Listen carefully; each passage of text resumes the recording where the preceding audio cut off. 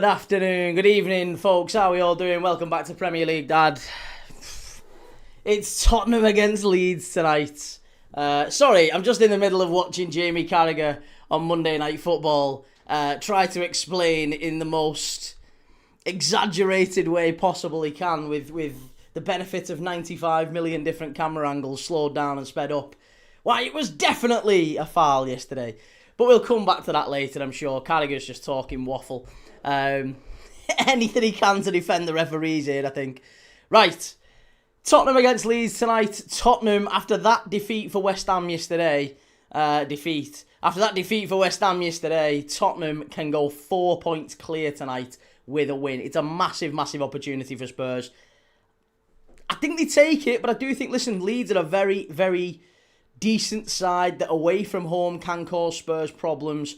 They're in better form than Spurs, aren't they? Even though Spurs have started to pick up recently under De Zerbi, Leeds are just starting to... Maybe they were a little bit, I wouldn't say unlucky in the semi-final against Chelsea, but they turned it on. They got to the FA Cup semi-final. Were a whisker away, maybe, from reaching the final in that one. And Danny Farke will be thinking about next season now, but I'm sure he'll want to spoil the party tonight. He'll want to end the season strongly. Because there's still sort of ripples within the Leeds fan base who aren't quite sure on Danny Farke. And I think a strong finish to the season that maybe lifts Leeds kind of well away from the relegation zone and maybe up towards mid-table would just earn him some good grace amongst those Leeds fans. So definitely something to fight for tonight for Leeds. I think for Spurs it's just so black and white, isn't it? They have to win. Anything other than a win, and it pretty much, I think, all but confirms Spurs are safe. They'd be 4 points clear with 6 points left to play for. And West Ham have got a far, far worse goal difference. So it would literally have to be West Ham winning both of their remaining games, which is against Newcastle away and then Leeds at home final day of the season. And Spurs would have to lose against Chelsea and Everton, right? Both of which are possible, I guess, but it would make it very, very difficult for Tottenham. Very, very very difficult for West Ham to usurp Spurs, I think. But it's going to be a really, really interesting game, this one tonight. We are 25 minutes away from kickoff. We'll be having a look at the lineups and everything. How are we all doing, everyone in the chat? Lovely to see you all. Jellyfish, great to see you. City of Northville, as always, fantastic. Jay Cartman, evening all, great to see you, man. Bleach Demon, lovely to see you too. Sorry, Key, but Carragher's talking out of his arse tonight. It's absolute tosh. He is. No, I agree. He's bending over backwards to do anything he can to justify it, isn't he? I just, again, we'll go through it later. I'm sure we'll talk umpteen times about that tonight. But it is an absolutely defining moment in the title race and in the relegation battle. Massive, massive moment in the season. And I think it just confirms what everyone has suspected all season about the referees and VAR. Just not really fit for purpose. Right. Who else have we got on the old TikTok crowd? How are we doing, TikTok crowd? Daniel, you still don't think it's a pen then? Who's a pen for who? Madhouse, how's it going? How's it going, mate? Vaga says referees on Spurs' side. What, tonight? You think the referee's on Spurs' side? How are we, Mick? Good to see you, lad. Lancashire Evertonian, Arsenal about to do something Klopp couldn't at Liverpool. What's that? Stay Gold as a Barcelona supporter today. Couldn't be better. I know, yeah. Fantastic result for Barca last night. League champions. Is it the 29th La Liga Championship? Hell of a result anyway. Real Madrid in crisis. Barcelona winning league championships. Fair play to him. Aladdin, what game are you watching? We're watching Spurs against Leeds United. How's it going, Timbo? Marching on together.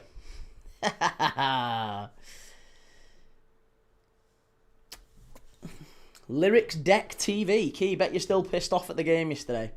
Do you know what, mate? I'm not even pissed off. It's more disappointment, I think, for West Ham. You look at it and think West Ham played really well yesterday. They were the better team for me, and they had the better chances. And they've lost to a deflected nothing, and then they've been robbed at the end by a decision that should never, ever, ever have been overturned. But Hey, them's the breaks, I guess. Them's the breaks. Score prediction key. What are you saying? You got Liverpool 1-1 correct? I did. I think for this one, what did I say for this one? I think I said 2-1. I think I said 2-1 for this one. I think I'll stick with 2-1. Yeah, I think it's 2-1.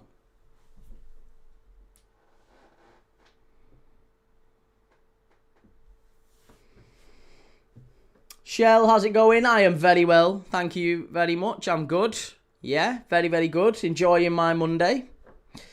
Adam says, what rule do you want what rule do you want introduced to stop grappling? I have accepted it as part of the game.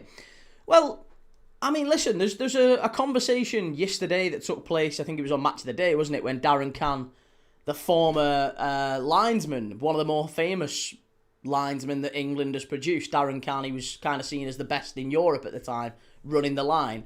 And he said that he would like to see no players allowed in the 6-yard box to kind of give goalkeepers almost a bit of a wall, which, again, you're just kind of creating another thing. Like, if a player steps on the line, is that inside the box or out? What happens then? Does the corner have to be retaken? Is it a goal kick? There's all that sort of stuff. So, yeah, I don't know. Maybe no opposition player allowed in the box. But then all you'd do is you'd get players scoring and then there'd be a VAR to see if their foot was on the line and stuff like that. It just makes it all... It's all a bit petty and a bit silly, isn't it? For me, you know what? You know my thoughts. I think it'd be VAR. I'd get rid of VAR full stop. I'd get rid of VAR full stop. Maybe a challenge. Maybe you get a challenger game or something like that. And you use your challenge whenever you want. But you can't use it every single time. Ian says people will just get shoved into the 6-yard box. Very true. Yeah, very, very true. Sonny, is Saeed El Mala slept on? He was very good at the under-21 championships last year. Or was it the under-19s? I think it was the under-19s, wasn't it? Yeah, we watched the Euro under-19 championships last year. And, yeah, he was fantastic. So I'd love to see him in the Premier League. Liam, how's it going? That was never a foul yesterday. West Ham's goal should have stood. It's good to see everyone pretty much on the same page. Johnny says prediction 1-0 to Tottenham. I might be one of the only people brave enough to predict all 2,036 games across the top 4 divisions of England. Hey? You've predicted them all season. Well done. Good lad. P-Trek says you are right. Get rid of VAR. And Liam says, hello, Key. That was never a foul on Raya yesterday. West Ham were robbed. Goal should have stood. Agreed, mate. Yes, agreed. City of Northville, he's a bargain for any club, can be had for the low price of 40 mil, but only if you act now. Who's this for? Is this Agate? Something tells me this is Agate. Oh, Rashford. Rashford, I see. No, come on. Ian, Alonso to Chelsea could be about to happen. Yeah, Xabi Alonso to Chelsea. That makes a lot of sense, I think. Good luck to him. Good luck to him. I've no problem with him going to Chelsea. MUFCJ says having to play like Stoke to win a title is shameful. Do you know what, mate? It's something that I feel like a lot of teams are having to devolve to, aren't they? They're having to go back to that. A lot of teams are. Don't like it.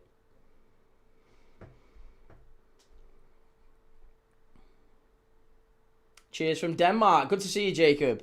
Timbo, I still think it was a foul. Despite my hatred for Arsenal, the West Ham player is literally grabbing Raya's arm. How's that not a foul on the keeper that's stopping him catching the ball? I mean, I wouldn't go as far as saying stopping him catching the ball. He had 2 hands on the ball and dropped it. And he didn't drop it because there was a hand on his arm. It wasn't a grasp and pulling his arm down. He got 2 hands on it and couldn't keep hold of it. So no, I don't agree that he's stopping him catching the ball. I think Raya flapped at it, right? I think David Raya flapped at it. More to the point, even if you think that is a foul, and I will concede, it's possibly a foul. It's been basically the same as what Arsenal have got away with all season, right? It was the same as the goal against United at the start of the season when Saliba's got an arm full on in the face of Altay Bayindir, like literally blocking him. He's got a face across his face. It's the exact same. Emiliano Martinez gets an elbow in the face off Gabriel as he's trying to catch it. Apparently that's not a foul. That didn't get ruled out. So, consistency, there's absolutely no way that should get ruled out. But even if you're going to say that's a foul, fine. Declan Rice is literally arms round Mavropanos, dragging him into the net. And if you don't like that, Trossard isn't even looking at the ball, and he's dragging Pablo down. There's 2 fouls in there. I'm fine with saying VAR check, no goal, penalty. That's what it should have been. That's what it should have been. If you're going to give the foul, fine, give the foul. Penalty. Absolutely minimum chance. Jellyfish says, bring back Billy Bremner. He knew how to tackle, and I'm a United fan.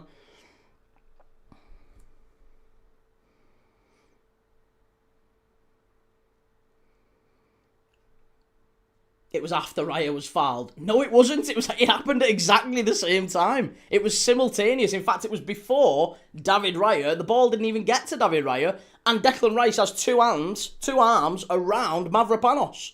And Trossard isn't even looking at the ball at the exact same time. Timbo says, I agree, there's no consistency, but you can't base every decision on that. Just take it as it comes. And I agree. But you can't, there's no way you're looking at that. There's no way you're looking at that incident yesterday and going, there's a clear case, like a real, there's got to be a very, very good reason to disallow a goal like that. When there's so much going on in the area, you could give a foul for about 6 different things, right? So give a foul for that and totally ignore the other 2 things going on, I think is well, but I'm not going to say corruption, because it's not corruption, but it's definitely mismanagement. It's definitely mismanagement. They definitely got it wrong. City of Northville says so much of PGMOL is just subjective and based on who it is and their mood on that day. It's insane. Yep, that's it. No red cards against Arsenal all season. No penalties against Arsenal all season. The lowest number of yellow cards in the entire league. Gabriel headbutts Haaland. Oh no penalty, no red card, no nothing. It's all good. P-Tech says everyone in the UK supporting Paris for the final. Yeah. Daddy-O, is this going to be the last you're talking about it today? Well, I guess it depends, doesn't it? It depends if there's any questions asked. You know me, mate. I'll go with the flow. I'll respond to people as they ask. I've no problem talking about anything. Timbo says, do the other fouls matter when the ball is going to Raya anyway? The foul on him is the only thing that's going to impact the result of that corner, really. How do you know? How do you know? Pablo is in front of David Raya and Trossard is dragging him down. How do we know if Trossard's not doing that Pablo doesn't get the ball? He's a big lad. He certainly could. Hiller says Felipe Luis is another option with Thiago assisting. Felipe Luis to Chelsea could be an interesting one.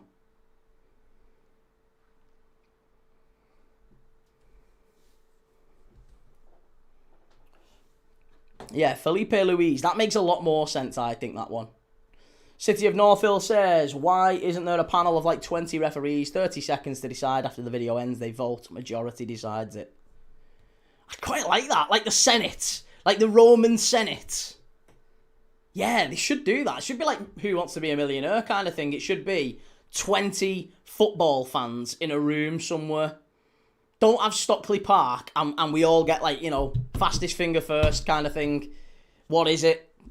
That's what it should be. I'd love that. That'd be better. That would be better.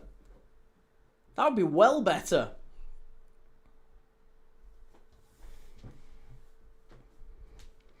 Jellyfish. Sorry, Peter. How many Leeds fans at Tottenham tonight? How many Leeds fans at Tottenham? I don't know how many. What's their allocation away at Tottenham? Big stadium, innit? Probably a few thousand. I'd imagine maybe 5 to 10. Maybe, possibly.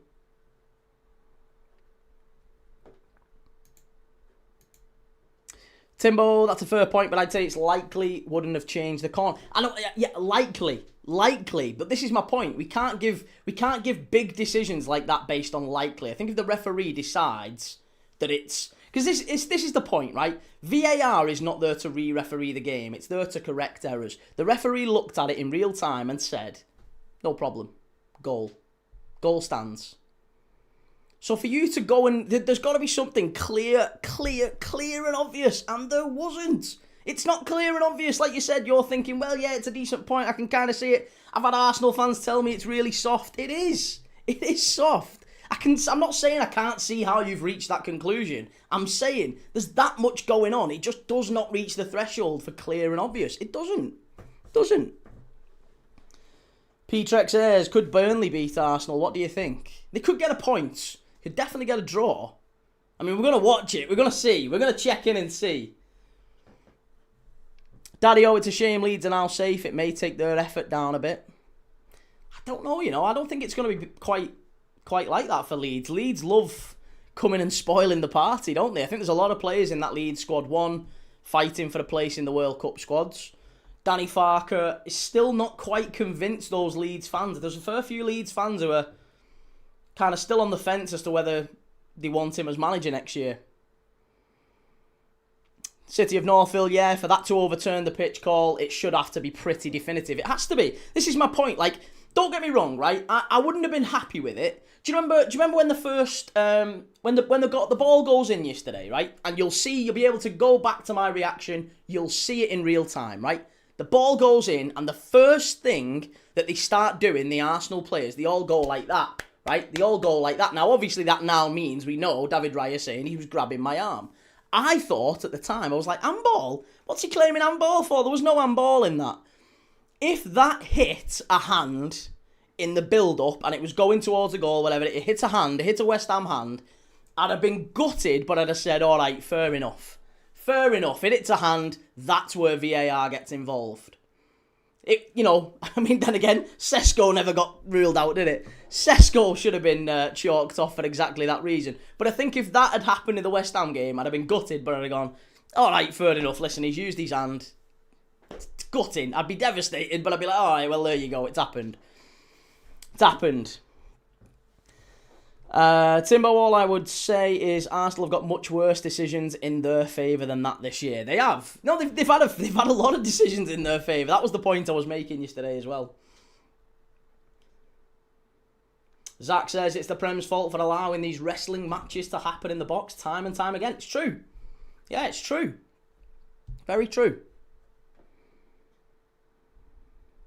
User CT9 says, honestly, as a West Ham fan, I don't even want to stay up anymore. I'll be buzzing if we do, but every game's just depressing. Oh, mate, listen, do you know what? I actually really would like West Ham to stay up. I quite like West Ham. I got asked that a few months ago. Key, if you weren't a Liverpool fan, if you had no local connection to Liverpool or whatever, and you had to pick a team that wasn't Liverpool in the Prem, it probably would be West Ham. Quite like West Ham. Even though I've got no connection to London whatsoever, I'm not from there, I've no affiliation to it, but I quite like West Ham as a club. So I would have quite liked West Ham to stay up. But, that said, I think if you do go down, you'll be back up before long. You're a good club.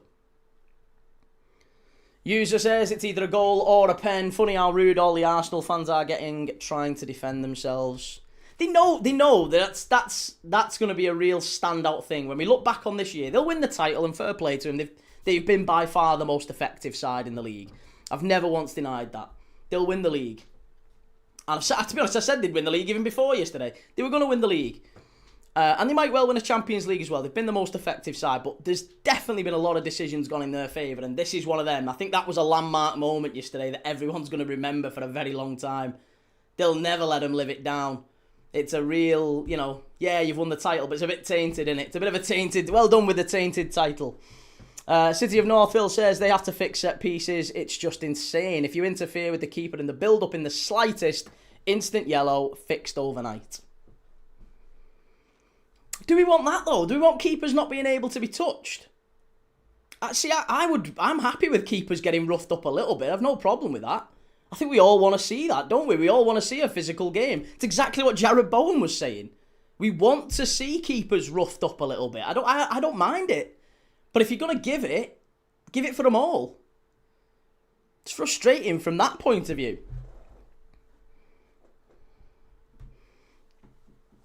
S8G4A, do you genuinely believe there was no foul on Raya? I've just said it, mate. I don't want to keep repeating it and labouring the point too intensely because we've started the live with questions about it. But I'll say it finally. Do I think it was a foul on David Raya? I think you could interpret it as a foul.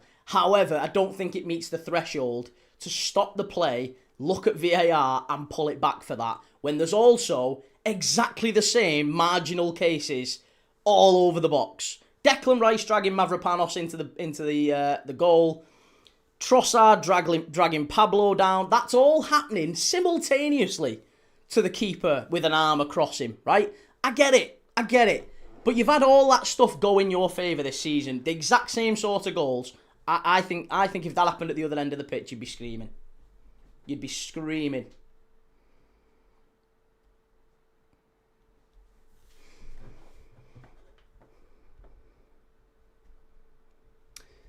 P-Tech says, this will be remembered, as you say, as the VAR title.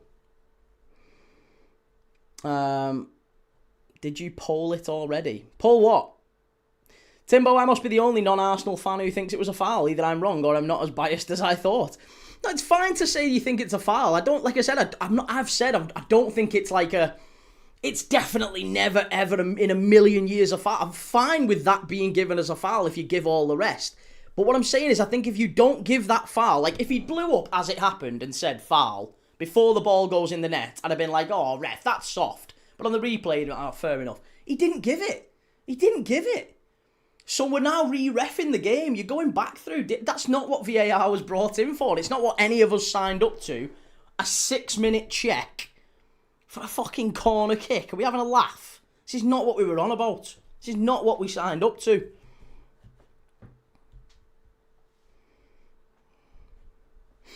Brian says, best thing about Arsenal is because of yesterday, they'll be seriously scrutinised next season, finally. I think there will be reform next season as a result of what's happened with Arsenal this year. Because of the dirty tactics and stuff from Arsenal, I think there will be reform. There kind of has to be, hasn't there? They've been like a rugby side all season with the line-outs and stuff, and they've done it very effectively, like I said, very, very effectively. But I think there will be referee reform. The PGMOL will look at it. There might be some changes. Yeah, I wouldn't be surprised.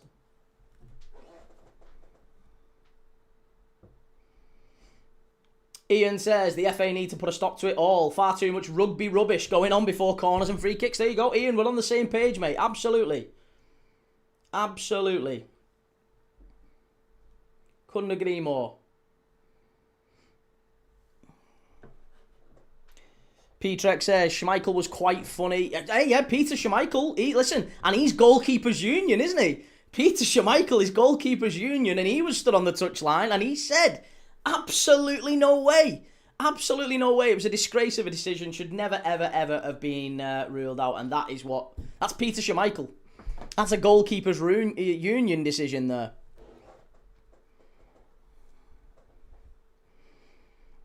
Daddy-O, right. What about the Declan Rice foul on Mavropanos? What about the Declan Rice foul on Mavropanos? What about the Trossard foul on Pablo? Happening at exactly the same time. If you want to give a foul for that, what about the other two? Because it's just not even close. It's just not even close.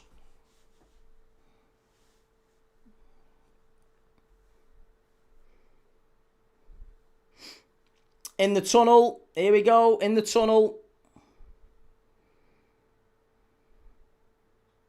Sarah, even Goldbridge, who wants Arsenal to win the league, said it wasn't. Yeah, that's it. Goldbridge himself. The main man. The main man. What about the foul on Havertz? Behave, the foul on Havertz. Havertz dragging Souček down. Yeah. That was 6 of one, half a dozen of the other. That was like UFC. Havertz has as much of Souček's shirt as he has of his. Daddy-O, it was deemed by VAR that it happened after Gary Neville said so because he can listen into VAR when it's happening. It happened after. Yeah, but I'm not asked about what VAR said. We think VAR got that wrong. Forget what VAR said. I'm asking you, do you think, because it didn't happen after, it happened simultaneously. They were happening at exactly the same time. As the ball is in the air, Rice has both arms around the waist of Mavropanos at exactly the same time that Todibo has his arm on Raya's shoulder, or arm, whatever, right? It's exactly the same time. So that was half a second before. It's bollocks. It's nonsense. It's absolute nonsense. It should have been a pen to West Ham. Exactly, there you go. If the goalkeeper foul didn't happen, it would have been a pen to West Ham or just keep the goal. But the goalkeeper foul happened and so did the other two. So if you're talking about multiple fouls happening in the area from both teams, just give the goal. Just let it stand. Or rule it out. Give it fine. Give it for the foul. Give a penalty.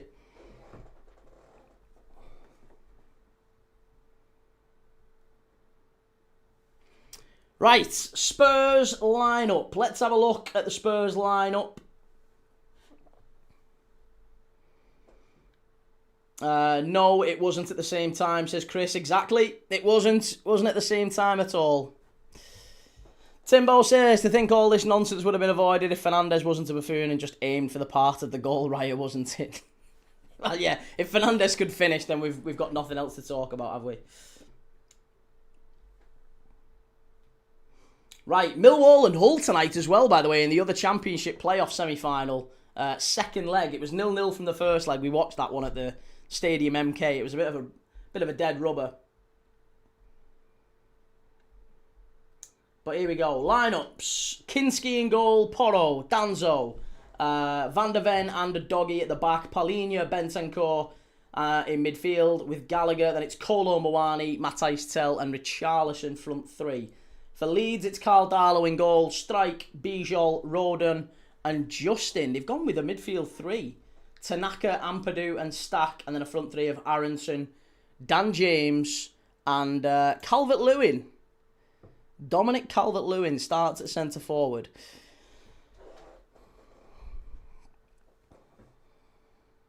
Shahid, hello Key and everyone in the chat. The chat seems spicy tonight, Key. Yeah, they're just having a bit of a whinge. It's just Arsenal fans, innit?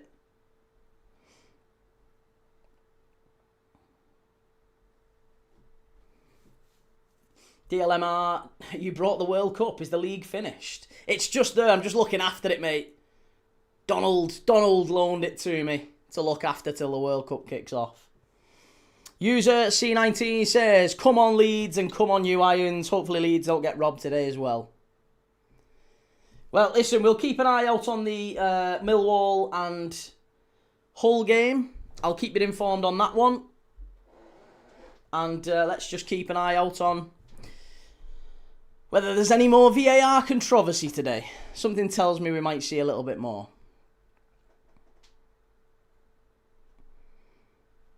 Sarah says, you don't want any more cheating London teams in the Prem. Sam Key, I know you probably already spoke about it, but what's your thoughts on the foul on Raya? Mate, I don't want to be we have literally just spent the first 20 minutes or so talking about it. So, yeah, we have just done a bit on it, back and forth, talking about it. So, yeah, I don't want to keep going over old ground. Damo, I can speak for a huge majority of Arsenal fans. We don't care how much people discredit the title. And listen, after 22 years, I expect you wouldn't care. Fair enough. I didn't care. I didn't care when Liverpool won the title for 35. I mean, we didn't play this abhorrent style of football, and we hadn't spent £1 billion. But I didn't care. It's the same concept, right? I didn't care. But I think you will care next year. I think you will care. It's about time. Like I said, when Arsenal win the league, good luck to them. Congratulations. I've said it before. I think you've been the most effective side in the league. And it is about time. It's definitely about time.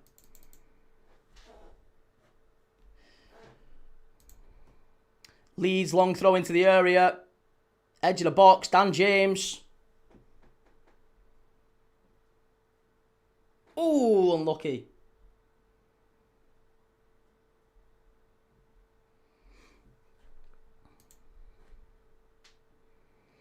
Mercury says, what's your take on the controversy from Borough and Southampton? Yeah, sending spies into the camp, eh? What about that? Apparently it was a drone, wasn't it? It was a drone that flew over the Middlesbrough training complex, wasn't it?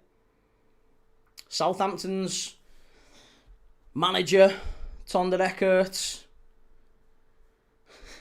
guilty of spying tactics. Yeah, sending drones over the training ground. Damo says, plenty of teams have benefited from dodgy decisions from VAR, but we get slaughtered for it. No one's denying that, mate. Yeah, no one's denying that.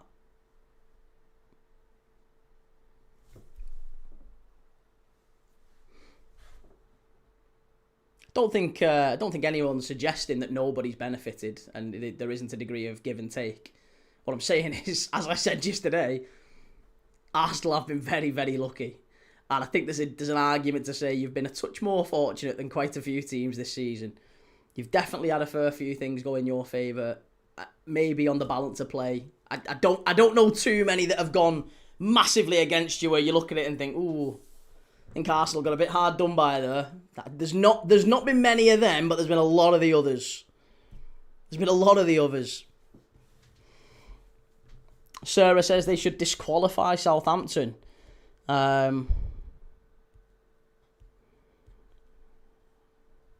Leeds could save football tonight. Well, it would certainly make the final few games interesting, wouldn't it? Leeds win tonight. It does just make the rest of the season, the next couple of games, still really interesting because there's still only a point in it. And Tottenham have got some really difficult fixtures. Everton at home on the final day, not an easy one. I know it's Everton, but it's not an easy one. And they've got Chelsea at Stamford Bridge. So, two, on paper, very, very tough games that you wouldn't necessarily say Spurs will bang, like nailed on win any of them. West Ham have definitely got at least one very winnable fixture in Leeds at home on the final day. So, you know, Spurs, let's say Spurs draw against Chelsea away, draw against Everton at home, and West Ham were to win against Leeds and draw against Newcastle. I mean, that's on the basis that obviously Spurs lose tonight, obviously. but if that did happen, then West Ham would go down on goal difference, wouldn't they?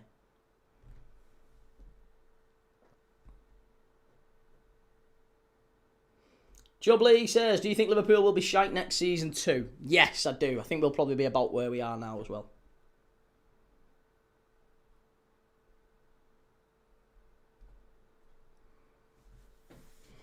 Prince Rupert, is it actually illegal to spy on other clubs or is it just frowned upon? I don't think it's illegal.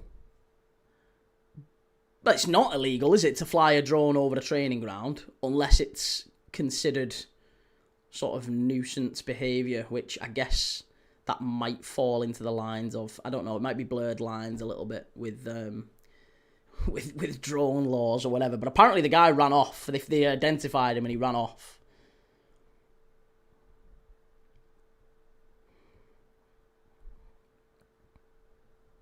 Mr. Poulter says, big up Key, I had two dreams this year. One is Arsenal bottling the league. Two, Spurs getting relegated. I'm praying for the Leeds win tonight.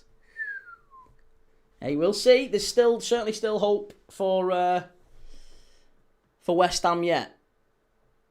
Here's Matthijs Tel. Excellent play down the left-hand side for Dan James there. Good defending.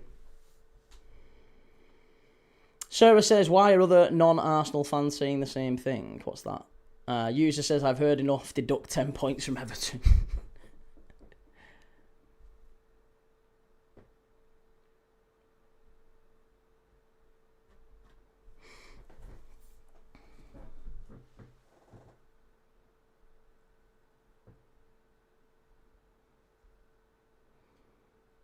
Evening, Carl. How's it going, mate? Lovely to see you. I see the Arsenal Wallies are still here.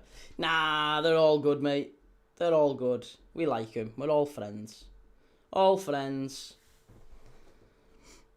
You're getting some slander today, lad. It's par for the course. Listen, if your team, someone has a pop at your team, and you can't take it, and you resort to, yeah, well, Penguin, well, you big melt. Fucking get a life. Get outside and touch grass. Have you ever kissed a girl before? That's what I'd say to you. There's some very upset children.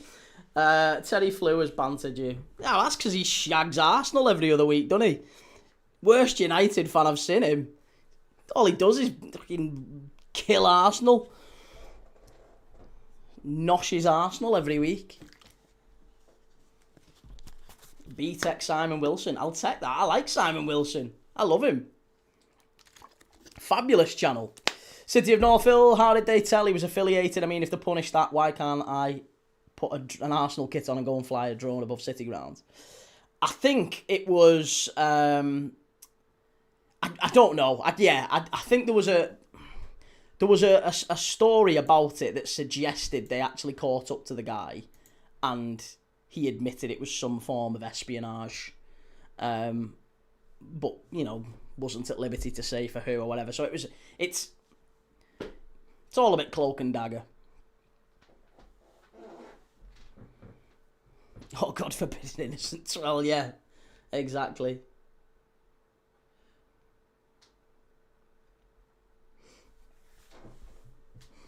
Why do Liverpool fans seem to hate Arsenal more than they do City? They never really had any rivalry.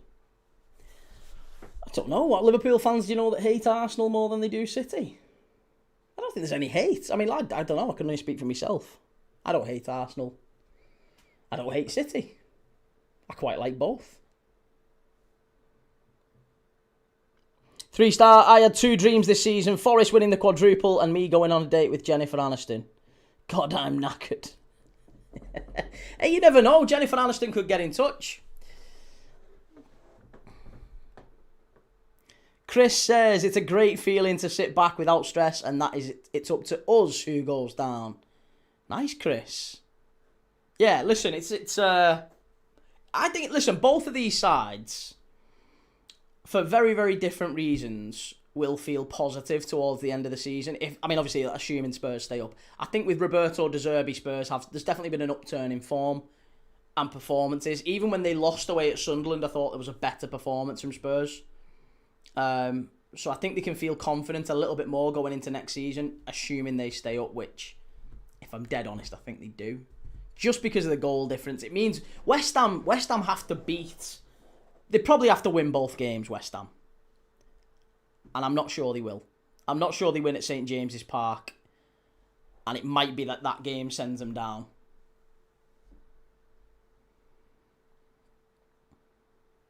DC, just the likes of Jonathan Morley and stuff, seem to really dislike them more. I hate them too, to be fair. Well, I don't know. I can't speak for others, but yeah. Nigel says, I'm like you, Key. I love the banter. Without doubt, Arsenal top of the league for moaners. Fair enough. Arteta has done well, but style of play is not exactly exciting to watch. Yeah, listen, if they win the league, good luck to him. Like I said, congratulations. What a ball that was, Richarlison. Poor touch, heavy touch.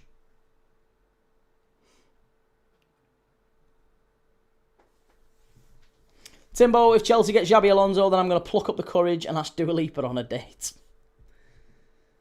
I don't know why there's such a clamour for Xabi Alonso. Honestly, the guy dropped 21. He had a 21-point drop-off in his third season after they won the league. It was a massive, massive drop-off at Bayer Leverkusen that season. And then he went to Real Madrid and totally alienated the dressing room. They all wanted him out. I'm not sure how he's going to deal with that. Not sure he's going to deal with that at Chelsea. Plenty of egos there, didn't there? Hey, Rasta! Good to see you. Our favourite Arsenal oracle, Rasta. What are you predicting for this one, mate?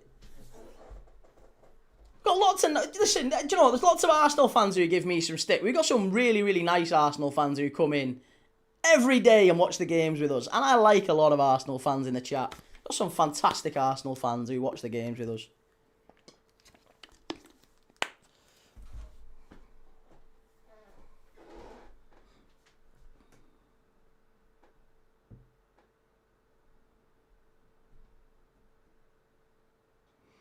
HB says, surely you want Arsenal to win the title. You got 97 points and City still pipped you. So why would that mean I want Arsenal to win the league? What? Because that would mean I would be bitter about City beating us, right? No, City were a better side than us. It's frustrating, but they were a better side than us. If you win the league, there's no arguing. You deserve to win the league. Over a 38-game season, generally... unless there's a clear, case of corruption, over a 38-game season, the best team usually wins the league.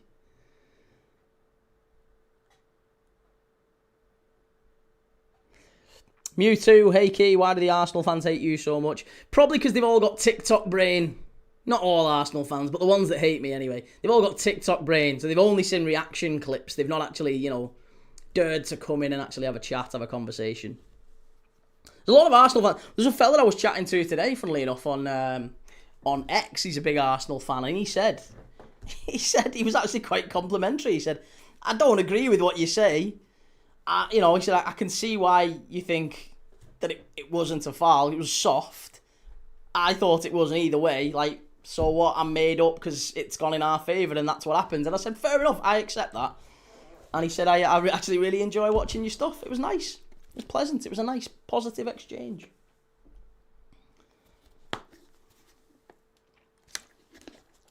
Welshwing Evening Key was listening to Rob Green earlier and he was spot on. There's a lot of holding in the box, but you have to look at where the ball was affecting the most, and it was Raya's arm around his neck. What do you mean you have to look at where the ball was affecting the most? No, you don't. No, you don't. You can't argue that, because in front of David Raya, Pablo is getting hauled down by Trossard. There's no argument to say that Pablo couldn't have headed that ball. He's a big lad. He could have absolutely got to that ball before David Raya did. If he wasn't being, literally penned to the floor by Trossard. Welshwing also thoughts on slot out petitions reached 54,000. Again, these are serial bedwetters. Serial bedwetters who, again, I would wager have never kissed a girl. There's anybody who has either been involved in creating that petition or signing that petition. Yeah, I mean, there's not a lot down for you in life, I don't think. You need to reassess some things. Definitely need to reassess some things.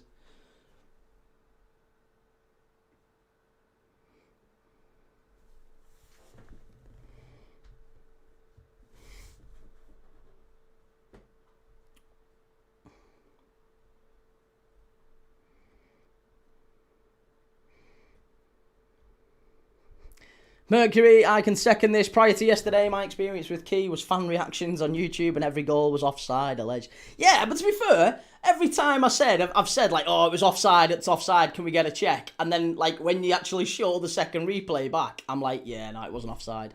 But they don't show that bit, do they? They never show that bit. They never ever show that bit. The Chelsea goal this weekend, all they showed was me going, oh, that must be offside. Because it did look it on the first glance, and then you watch the first replay back, and I was like, nah, it's not offside. Rasta, Spurs is going to be Spursy Key. I'm going to go for the Leeds 2-1 win. Or a draw 1-1. Jellyfish, Arsenal have done the same things on other teams all season and got away with it. Mewtwo, a lot of them comment hate on you in every reaction video. It's pathetic. Well, listen. They watch and many say they get enjoyment from it, even if they get enjoyment at my downfall. I'm fine with it. Whatever. It's all good. We've actually had a lot of people who watch the reaction videos come in, these to troll and wind up and then stick around. Gamer Guru's another one. Mercury, as he said there. Quite a lot who start off that way. They see the reactions, they come in and go, actually, this is all right. This is a really nice bunch of people who support lots of different clubs. It's not a Liverpool fan channel. It's not a hate fan channel. We just like watching football, and we watch football every single day, and we watch a lot of different football, lots of variety. Tomorrow we're going to be watching the Championship playoff semi-final together. Wednesday we'll do Crystal Palace at City. Thursday we're going to do Bradford against Bolton Wanderers in the League One playoff. Friday, Liverpool away at Aston Villa, and then back to the Premier League again on Saturday. Oh no, it's the FA Cup, isn't it? Saturday, FA Cup, City and Chelsea, and before that we're going to do Hearts and Celtic, which is basically a one-game playoff for the league title in the SPL. It's going to be a hell of a game, that one. I'm really looking forward to Saturday.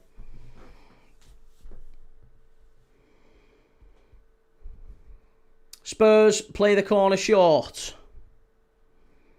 Whipped in far post. Good defending by Leeds. Really, really good defending.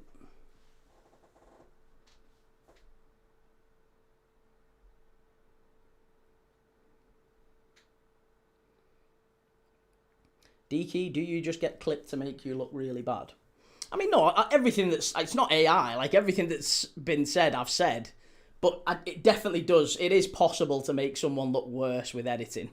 Like, if I say, oh, that looks offside, and they only clip that, but then seconds later I say, nah, it's not offside. And the same thing with, like, fouls. If I say, oh, it must be a penalty, and then you go, nah, it's not a penalty, actually. But they don't show the second bit. They don't show any of that bit. So, yeah, you just look delusional.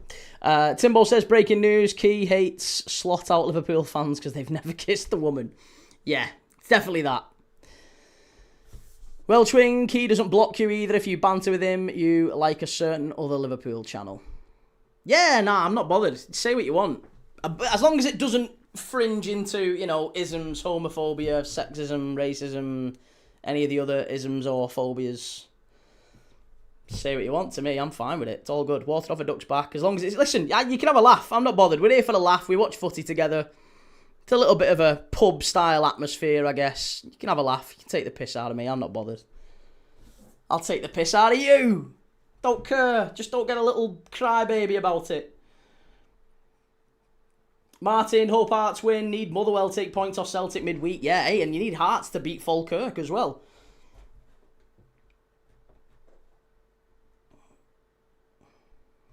Mercury, that being said, Spurs are shite. Let's go Leeds. I'm out in the sun walking round delivering the post. Oh, love that.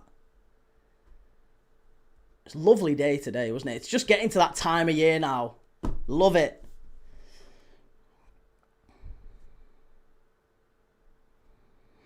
Mewtwo says they're clipping only the parts to get engagements from Arsenal fans. Listen, that's up to them. I don't benefit in any way from it. It's nothing to do with me. Like, I have no say in it. They clip it up, they clip it up. That's up to them. I've no problem with them doing it. They can do what they like. What on earth are you doing, Spurs? Oh my God, nearly 1-0 Leeds. And now Spurs up the other end on a counter-attack. It's end-to-end. It's gone a bit basketball, this game. That's how you tell. Gets into the area. Heavy touch. Heavy, heavy touch.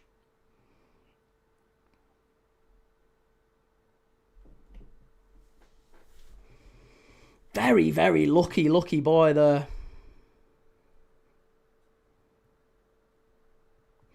Gamer Guru, Key makes it easy for them to clip up. I mean, listen, I react how I feel in the moment. You know that, mate.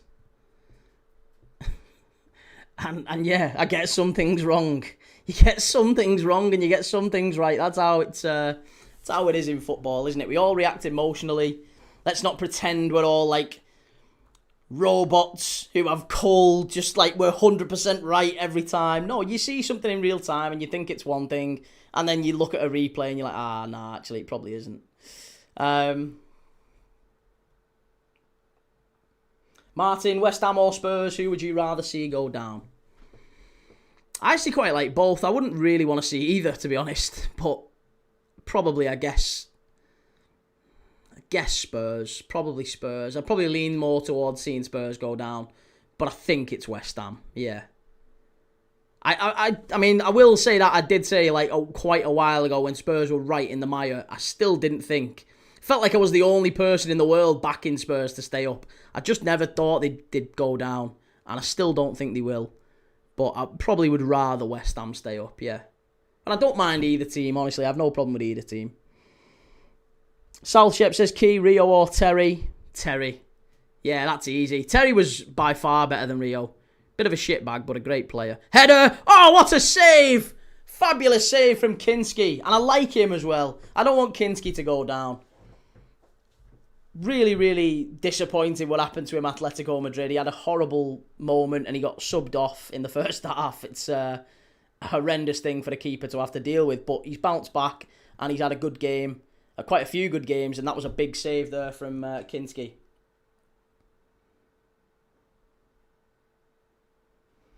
Key, what do you think of Xabi Alonso to Chelsea? They are welcome to him. They are absolutely welcome to him. Mewtwo says, to be honest, Forest should have gone down. They belong there, not us or West Ham. Well, yeah, Forest, I would agree. I think Forest probably should have been the team to go down based on the quality in the squad. I think Forest have probably player for player got less than West Ham and Spurs, and you could probably argue that Forest have overperformed a little bit to get out of the situation they're in. I mean, relative to the fact they've had 4 managers as well. I think most people would have maybe sided. It's Marinakis with Forest. It's actually not anything to do with Forest, the club, or the players or anything. I think if you look at Spurs player for player, West Ham player for player, Forest player for player, I think I would say Forest have got the worst squad out of the three. They've got a few very, very good players, Forest. Gibbs White, Elliot Anderson, Murillo, and then after that, I'm not sure there's a lot of quality in there. Whereas Spurs and West Ham, I think they've got a bit more balance across the line. But that said, yeah, it's probably gonna be West Ham. Fair play to Leeds and Sunderland. Like to see the promoted team stay up. Yeah, it's nice to see them come up and stay up. Timbo, if Terry wasn't racist to Anton Ferdinand, no one would even debate him being the Premier League greatest. I think that's probably a fair shout as well. I mean, I don't agree, but it's probably not a terrible shout. I don't think Van Dijk is... Van Dijk's not a fullback, but he's a very, very good player, John Terry. Just an abhorrent human being, evidently. Mewtwo says, what the fuck, how are Leeds having these chances? Spurs have gifted him a couple. There's not really too many chances in the game. There's just been that header off a set piece, and Spurs have gifted him a couple. Defensively, Spurs looking a little bit more shaky, but it's good. I think that's a good sign. Like De Zerbi's, he's not sitting back. He is pushing Spurs forward, and they are having chances on the counter. Martin, how much is the Lecky bill with all them phones plugged in? What, 2 phones? Not much, mate. You can run 2 phones. Not that much, you know. Gamer Guru, some absolute nutcase said no players in the 6-yard box. Yeah, that was Darren Can. I mean, you say some absolute nutcase, that's probably the greatest linesman that there's been in the world over the last few years. Oh, what is he doing? Richarlison overhead kick. And I think it's going to go out far post for a goal kick, yeah. Rasta, even though Slaughter's lost the plot this season, he deserves another season for winning the Prem last season, fam. You're not going to get anything out of me in terms of saying Slot should go. I absolutely agree he should stay. I want him to stay. Steve, how's it going, lad? Good luck to Hull and Millwall. South Shep, have Liverpool had a better striker than Rooney? Suarez. Yeah, Suarez was better than Rooney.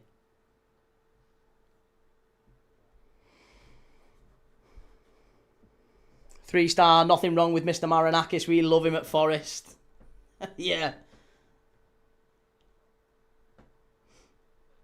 Jamie, how you doing anyway, Key? I'm good, mate, thank you. How are you? And Jamie says, do you think West Ham's goal yesterday was right to be ruled out? We've been talking a fair bit about that, so I don't want to go over it too much, mate. But no, I don't think it was right that it was ruled out. Daddy-o, I don't hate the 6-yard box rule. Do you not think it would just... We were saying this just before kickoff. Do you not think it would just create a whole lot more mess? Like, you would just end up with... Okay, let's say there's nobody allowed in the 6-yard box, but when the cross comes in, let's say someone scores from the corner, and then on VAR there's a check and somebody's got their foot in the box or on the line. It just becomes like VAR and offside again. Then it's another load of nonsense.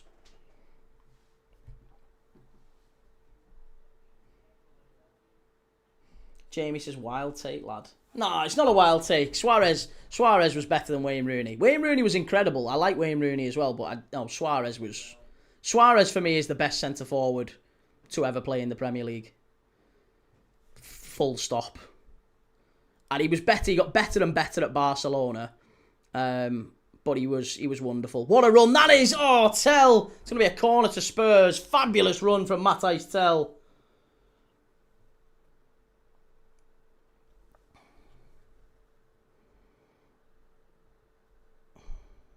Gamer Guru, every ex-player has even said that 6-yard rule would be ridiculous. It'd be so tough, wouldn't it?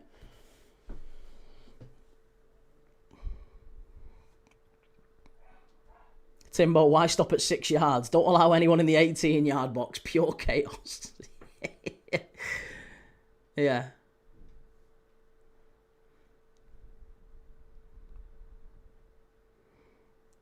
Carl O'Neill. Sorry, Carl. Sorry, Carl. Made you into an Italian there. Carlo Nelly. Would you take Van de Ven at the pool key? No. No, I don't think we need him, to be honest. I hope we sign Canate to this new contract. And we'll have Van Dijk, Canate, Leone and Xhaka next season as our centre-backs. We don't really need another centre-back. Unless Canate is actually leaving, which would be devastating. And if he is, I honestly don't think Van de Ven's good enough to replace him.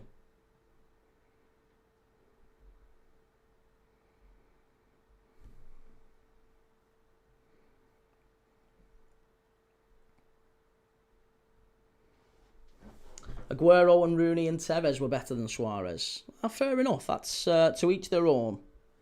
To each their own. Thierry Henry was incredible. Suarez, for me, was better.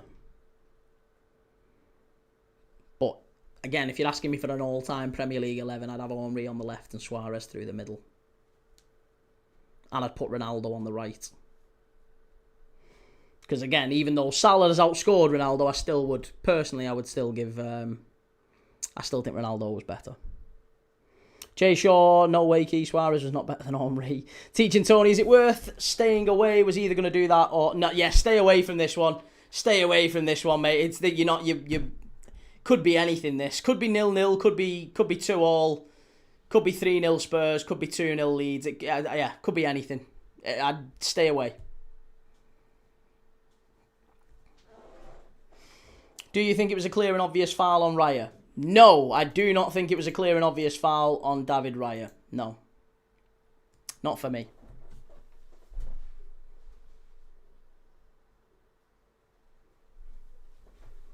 Corner for Spurs, headed back across.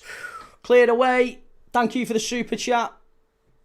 Gamer Guru, Suarez was overrated and his biting tarnishes his career. I mean, it wasn't just his biting. He was, again, a pretty abhorrent human being, spitting. All the other stuff. It was just, yeah, there was a fair few biting incidents as well. But, no, I like how he played. I think if you're just looking at football, I think if you had a Suarez... I would like to put Rooney in, because I like Rooney. I like him a lot. And I just don't think he was... No, Suarez was better. Don't forget Harry Kane. Yeah. See, for me, Harry Kane is better than Shearer. Suarez is better than anyone you care to mention. The greatest ever. And Thierry Henry is number 2. So I would go Suarez, Henry, Kane is probably my all-time front three. Centre forwards kind of thing. I know I'm trying to skew it in a little bit by having Henry off the left. But those three would be my top 3 centre forwards. Rooney would probably be 4th. It'd be so difficult for 5th. 5th is like a straight tie. Like, you've got Shearer, you've got Van Nistelrooy. Andy Cole was incredible. Yeah, there's a lot of them. Drogba had a good couple of seasons as well.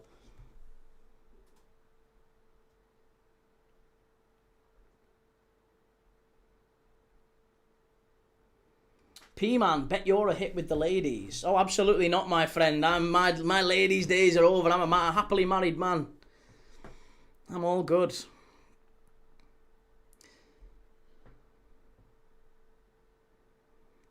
Shearer and Bergkamp. Bergkamp was very good. I like Bergkamp as well. Listen, I think it all comes down to personal preference to some extent, what you actually want from a centre forward and what formation you're going to play. And you know, if you're going for the front two, you're probably not going to find many better second strikers than Rooney or Bergkamp. Different, you can ask. Yeah, it's all down to different styles, I guess. Andy, best striker to ever play in the Prem is Alan Shearer or Harry Kane. Fair enough, to each their own.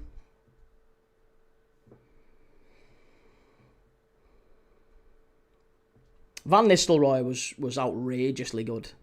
So good. But again, he didn't have the types of goals that Suarez had in his locker. Strike. Oh, good save. Richarlison got a shot away there. 30 minutes in. And Spurs with another effort there from Richarlison. Straight at the keeper, but still needed saving. B Snow says Premiership in Scotland got a bit tighter yesterday. Looks like it might all come down to that final weekend. Yeah, Celtic v Hearts. We're going to be watching on Saturday. Celtic v Hearts. Jamie Vardy must be up there, Key. No, Vardy was very good. But again, there's a lot of very good strikers. If we're talking like absolute elite, yeah, Vardy doesn't make that list. Mewtwo, Key, you from Northern Ireland? I'm not. No, I'm not. I'm nowhere near Northern Ireland. K Maguru, in all honesty, you could make an all-time team with the best players, but their chemistry could be shite as a team. It's why Golden Era England sucked so much. Well, Golden Era England didn't necessarily suck. It was just competing with Golden Era Brazil, Golden Era France, and you look at the teams that they were competing with. They weren't bad. Look at the France team that knocked them out. It had Zidane and Desailly, Thierry Henry. They were just unbelievable players all over the pitch. Thuram.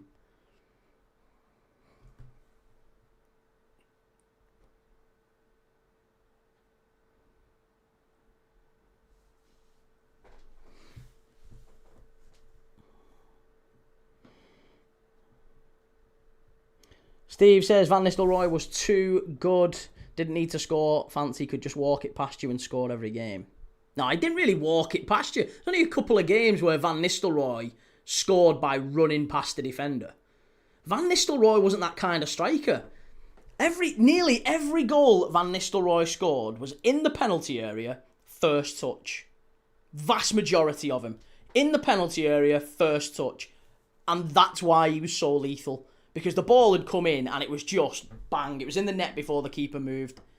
He was so good at that. I would say he's probably, if we're talking just raw finisher, poacher, reading of the game, he might well be up there for number one. Like Henry, Suarez, Shearer, they had different. Kane as well. Kane dropped deep and Suarez could, score from the halfway line. That's not what Van Nistelrooy was about. Henry could run through whole teams. Van Nistelrooy very rarely did that. I think I remember one he did against Fulham. But, different types of strikers, right?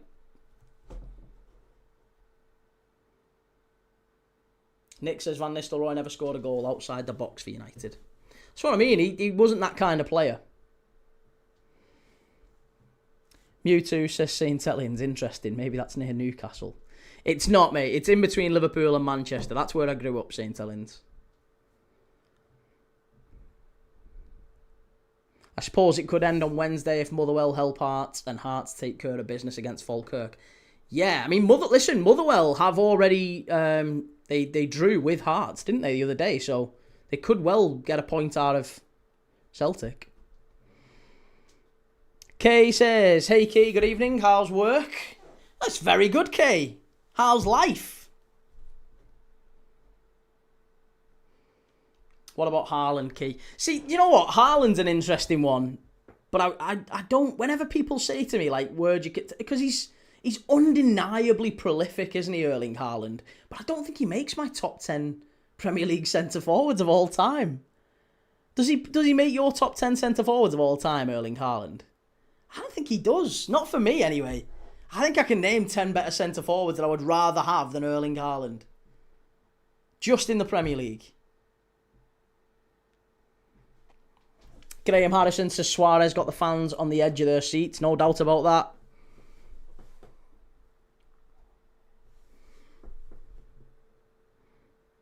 Here's Matthijs Tel. Great ball in that far post with Richarlison. Big chance. Must be. Hit it. Oh, just over the bar from Palhinha. Scored a big goal for Spurs against Wolves, didn't he, away? And he's just put it over the bar. Oh, so unlucky. Gamer Guru says a few more years and I would put Haaland in there. Okay. KV44, how does it look like now? Spurs or Leeds? Well, Spurs have just missed probably the chance of the game, but Leeds have had chances as well. Leeds with a header from Stack, which Kinski had to make a really good save. And Spurs have kind of played around at the back a little bit and put themselves in danger sometimes, but it's been a tight and tense game, really. 0-0, but it's not been a bad game to watch. Ball over the top here. Spurs down the right-hand side. Really, really good play by Cole Mbawani. Strike, I think, that might be a goal kick. Yeah, goal kick. Excellent defending that. Excellent defending from Strike.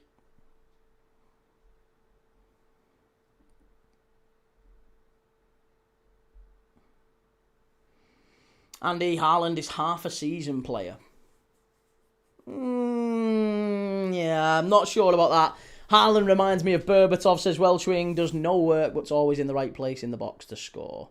And Mercury, I think with Haaland it depends on how long he stays in the Prem.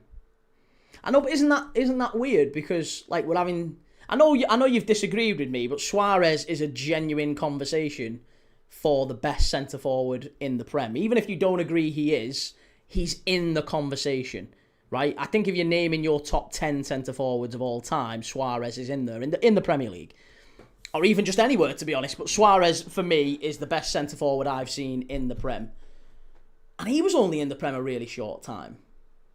I mean, he broke the Premier League record basically with 8, and he missed the first 8 games of the season because he was suspended, right?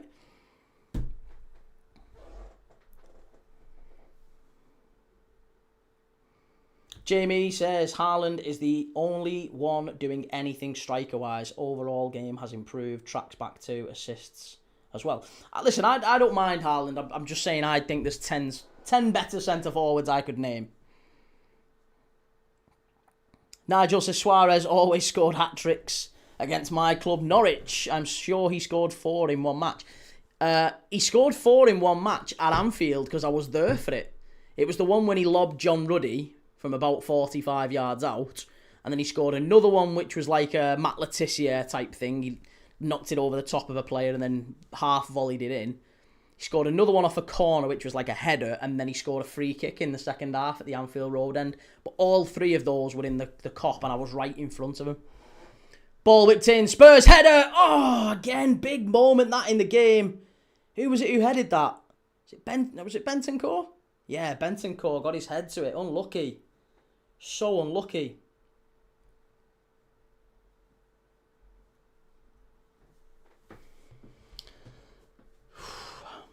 Valera United. Who do you think will win the Ballon d'Or this season? Probably, I would imagine it'll be, I don't know actually. It's a tough one that. Who's going to win the Ballon d'Or? It's very much political, isn't it? There's people who've deserved to win it and haven't won it. You know, I think back to Nedved winning it when Henry absolutely should have won it. Pavel Nedved was a very good player, but he wasn't Ballon d'Or winner. Michael Owen won it. He was never a Ballon d'Or winner. Never scored 20 goals in a Premier League season, Michael Owen, but he won a Ballon d'Or. So, I don't know. It's a funny one. I think Harry Kane would be a very, very interesting shout, but I don't think he will. I think they would have liked to give it to Elise or Lamine Yamal, but again, for obvious reasons, Bayern haven't made it to the final, and Barcelona didn't make it to the final, and Lamine Yamal's been injured. So I think they would have liked to give it to them. They're like the popularity contest types of picks. But I guess there might be a case. There might be a case for PSG for someone like Kvaratskhelia. I'd like to see Kvaratskhelia get it. I actually don't think it'd be a terrible decision to give it to someone like Vitinha, because I think Vitinha or Neves. Neves has been incredible for him for so long. Kane if he wins the Champions League and the World Cup. Well, he can't win the Champions League, can he? He's out of the Champions League. Thoughts on Xabi Alonso possibly going to Chelsea? Fine with it. Yeah, absolutely fine with it. No problem at all with him going there. Yeah, no issues with him. I think it's probably the right move for Chelsea. Astroxy says, in today's parameters, it could be Rice, depending on the Prem, Champions League and England World Cup. Declan Rice can't win a Ballon d'Or. Again, do you know what? To be honest, that would be a sign of where we are as, like, in terms of football. Arsenal winning the Prem, if Arsenal win the Champions League and Declan Rice wins a Ballon d'Or, oh my goodness me, we're in some sort of park the bus nightmare. Petrex says, remember Thierry Henry handballed against Ireland? Yeah, yeah. That Irish fans never forgot that one, did they?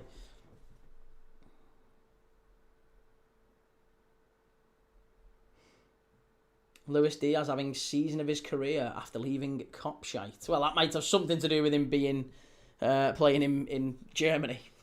Anfield Vortex, are you having a good evening, sir? I am indeed, yes. How are you? Lovely to hear from you. Valtieri United says, if Dembele wins the Champions League and if he wins the World Cup, it's 100% him again. He was very good, Dembele. Yeah, very, very, very good. Egbert says, Key, is the halftime quiz related to the game? No.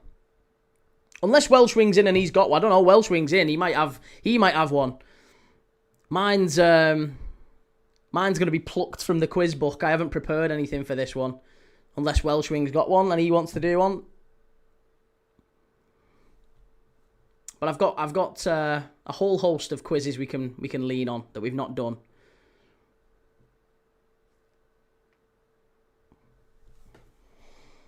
Shahid, probably you're right, Key. Kvara has been the best player, so he deserves it. And Gamer Guru, Raya winning the Ballon d'Or would be funny as the hate would pour in. Fucking David Raya. If David Raya wins the Ballon d'Or, sweet baby Jesus.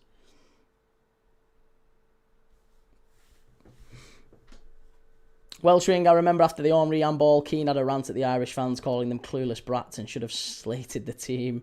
Kvara or Vitinha. Yeah, I'd be happy with any of them. Kvara would make sense. Anfield Vortex, have you heard we're considering a move for Spurs defender Luka Vuskovic, been on loan at Hamburg? I haven't, no. I haven't. South Shep says, why did Liverpool ever sell Diaz? Because he had 2 years left on his contract and he wanted a big pay hike, and we were quite happy to keep him on a relatively mediocre sum of money and not, and he was like, no, I want to leave. He asked to leave in the end because we weren't prepared to give him a new contract. Terrible free kick from Spurs, straight out of play. We've got 90 seconds left in the half. Pedro Porro got that one all wrong there. But yeah, we sold Luis Diaz. I think it was the right deal. Even now, I still think it was the right thing to do to sell Luis Diaz. There's nothing wrong with selling him. The big issue was we didn't replace him.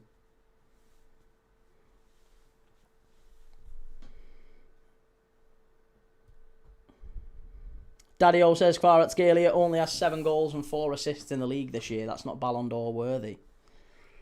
I know, but you say that, but Declan Rice hasn't done an awful lot in the Premier League either. That's not Ballon d'Or worthy.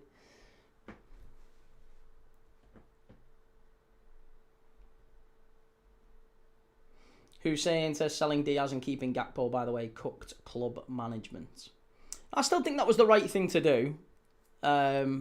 There's an argument to say that we wouldn't have signed Rio Engamoa if we'd have kept Luis Diaz. So I guess that's the question mark, isn't it? Rio Engamoa wouldn't be a Liverpool player if we'd kept Luis Diaz or if we'd replaced Luis Diaz with another winger. So, I think Rio Engamoa chose Liverpool on that basis, that there was a pathway to the first team. We probably wouldn't have got him otherwise. Leeds opportunity, big chance here. Calvert-Lewin, big moment. That's a penalty, ref, surely. That's got to be a penalty. Huge he's offside. Calvert-Lewin, I thought that was the moment right there. That's him right there. Wow.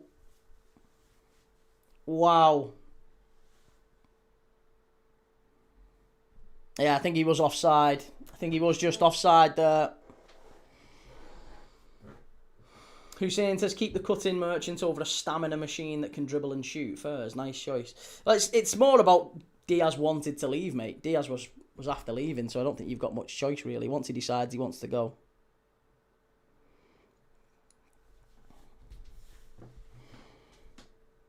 Big moment in the game there. Calvert-Lewin, I think it would have been a penalty, but he was offside. There is a check here now to see, which does mean, I think, if VAR say he's onside, then it's going to be a penalty. If he's onside here, it's going to be a pen. This might well be a pen, There's a big check going on here. We've got a VAR check. We've got a check. Calvert-Lewin could be a penalty to Leeds. Bang on half-time here. The ball got played into his feet. It's very, very tight. Very tight. The lines are going to tell us in a second if he's onside or off. But I think once he actually gets through here, I think he might. I think that's a penalty. It is a pen. There's no way VAR would be checking it unless they were happy it was going to be a pen. It's a penalty if he's onside. Here we go, and I think it's going to be a pen. Oh, no, it's been ruled out. There you go. It's been ruled out. Offside. Offside finally given. Wow, it looked very, very close. Very, very close.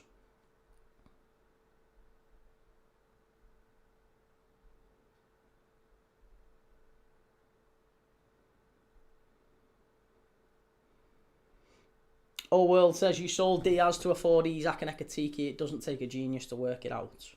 No, that's not the case. That can't be the case because we was prepared to sign Mark Gay for 40 million after that. So we definitely had money. We definitely had money. And Liverpool have spent a lot less than everyone else over the last few years. So we've definitely got money in the reserves. 100% we've got money to spend.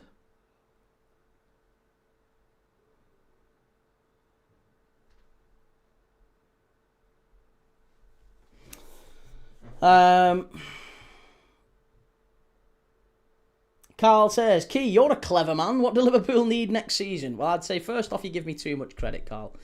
Second thing, I would say, what do we need next season? We need at least one full-back.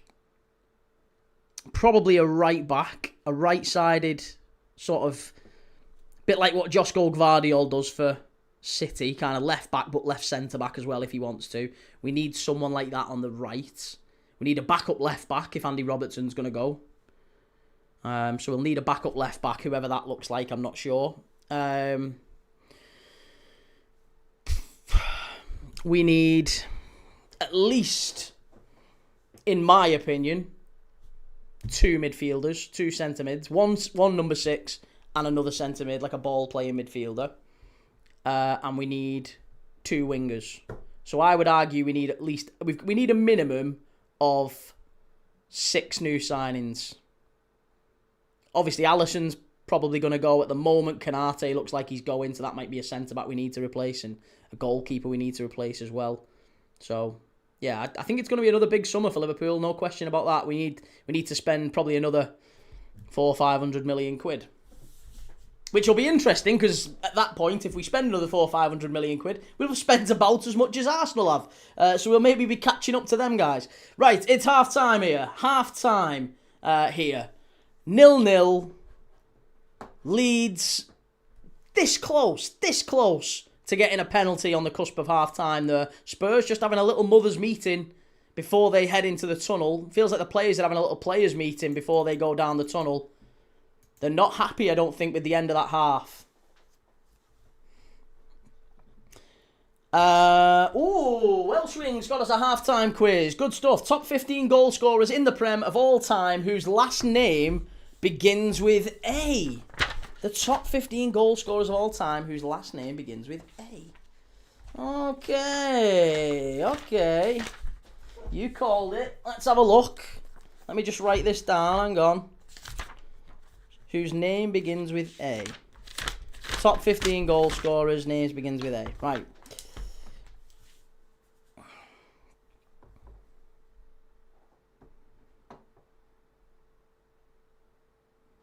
Aubameyang, Adebayor, yes, both good answers.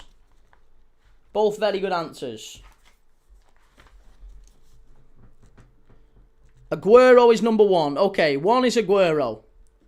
Aubameyang, Adebayor. Charlie Adam is 11th.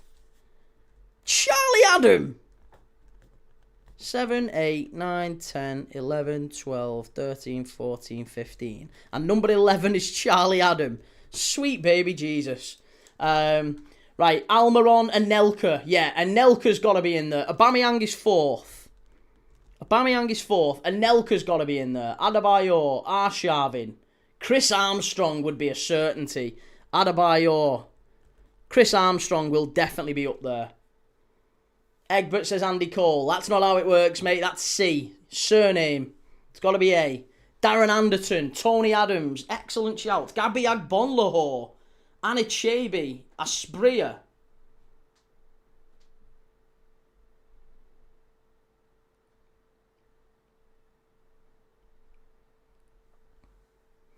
Arteta. Trent Alexander-Arnold. Yeah, again, highest scoring fullback. Arshavin is 9th. I tell you what, this is a very low bar. If Arshavin is 9th, Arteta, I would be astonished if Arshavin has scored more than someone like Arteta's 5th. Right, well then Chris Armstrong's got to be 2nd. Chris Armstrong's got to be 2nd.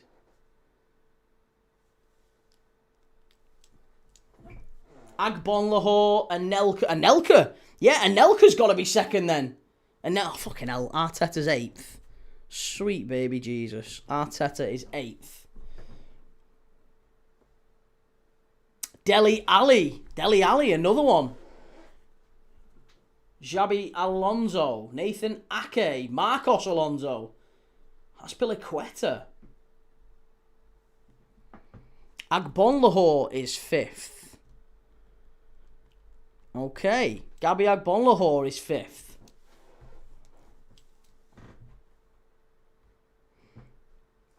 Rasta, you having a laugh, Kay? Having a laugh about what?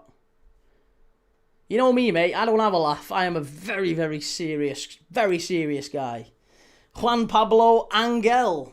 Erling Haaland.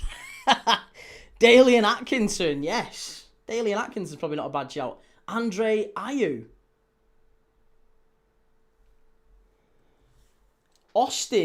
Charlie Austin is 10th. That's not a bad shout. Yeah, Charlie Austin is 10th. Che Adams. Michael Antonio's been in the Prem a long time, hasn't he? Anelka, Armstrong, Dele Alli. Chris Armstrong's 15th. Chris Armstrong. How many Prem goals has Chris Armstrong got? I'd be astonished if it's less than Charlie Adam. Oh, Anelka's 2nd. Right, Anelka's 2nd. Okay. Anelka is 2nd. So, if you've just joined us, we are doing the top 15 highest scoring Premier League goal scorers whose surname began with the letter A. So far, we've got Chris Armstrong in 15th. Michael Antonio is 7th. Okay. Charlie Adam is 11th. Charlie Austin is 10th. Andrei Arshavin is 9th. Mikel Arteta is 8th. Michael Antonio is 7th. Agbonlahor's 5th. Aubameyang 4th. Adebayor 3rd. And Nelka 2nd. And Aguero 1st. Was Darren Anderton there? Trent Alexander-Arnold. Yeah, both good shouts.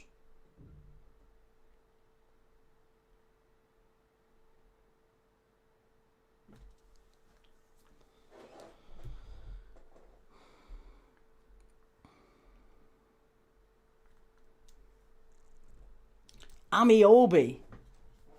Not Trent. Amiobi's 11th. No, Charlie Adam is 11th. Arnautovic. Yeah, Arnautovic is a good shout, Seth. Very good shout from Seth. Arnautovic was at Stoke for a long time and West Ham as well. We've already got Armstrong, Charlie Adam, Charlie Austin, Arshavin, Arteta, Antonio, Agbonlahor, Aubameyang, Adebayor, Anelka and Aguero. Any others? Any others we can think of? Mark Albrighton. Again, not a terrible shout. Abraham. Sammy Amiobi. Shoulder Amiobi. Hiya, Matty. How's it going? Danny Agger. Allison. Well, he got one. We know he got one.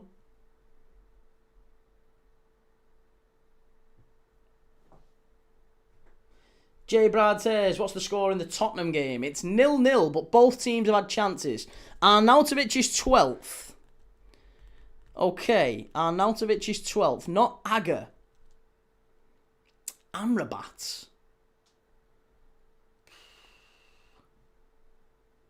Ooh. Hussein says 3 back-to-back Golden Gloves for Raya, by the way. None of your keepers can lace him.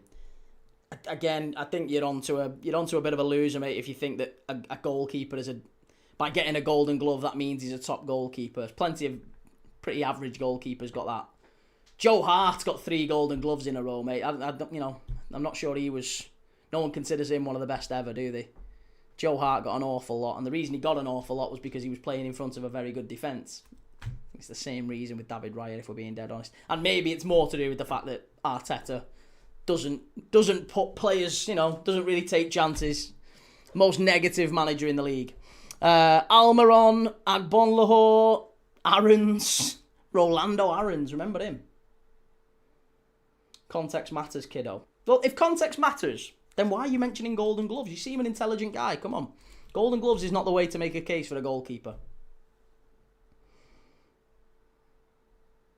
Didn't Matt Sells win it last year? He did, yes, he did.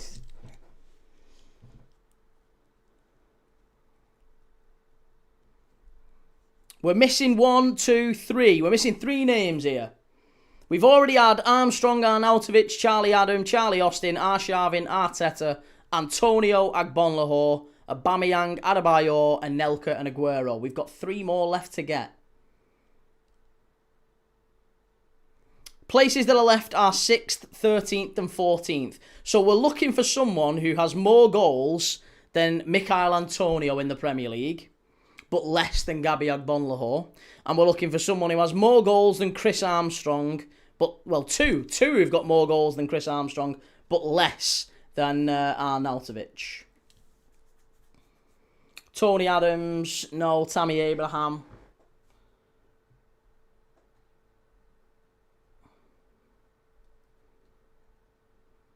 Nathan says, so what is the way to make a case for a goalkeeper?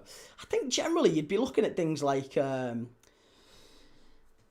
XG save percentage. You might look at things like distribution. You might look at things like, clean sheets might form a part of the discussion, but not the discussion.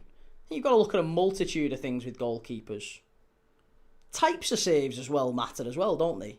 I think if you're saving, save percentage is a bit of a myth. If you're a side that doesn't really concede too many shots, which Arsenal don't, the vast majority of shots are going to be, P-rolls at David Raya, then, it's not really that impressive, is it? Not when you've got Jordan Pickford, for example, saves far more than David Raya, faces far more shots, has to pull off far more extravagant saves. I would argue he's a better keeper. Amiobi is 14th. Okay, so we said Amiobi. Amiobi's 14th. We're missing 2 more. 2 more.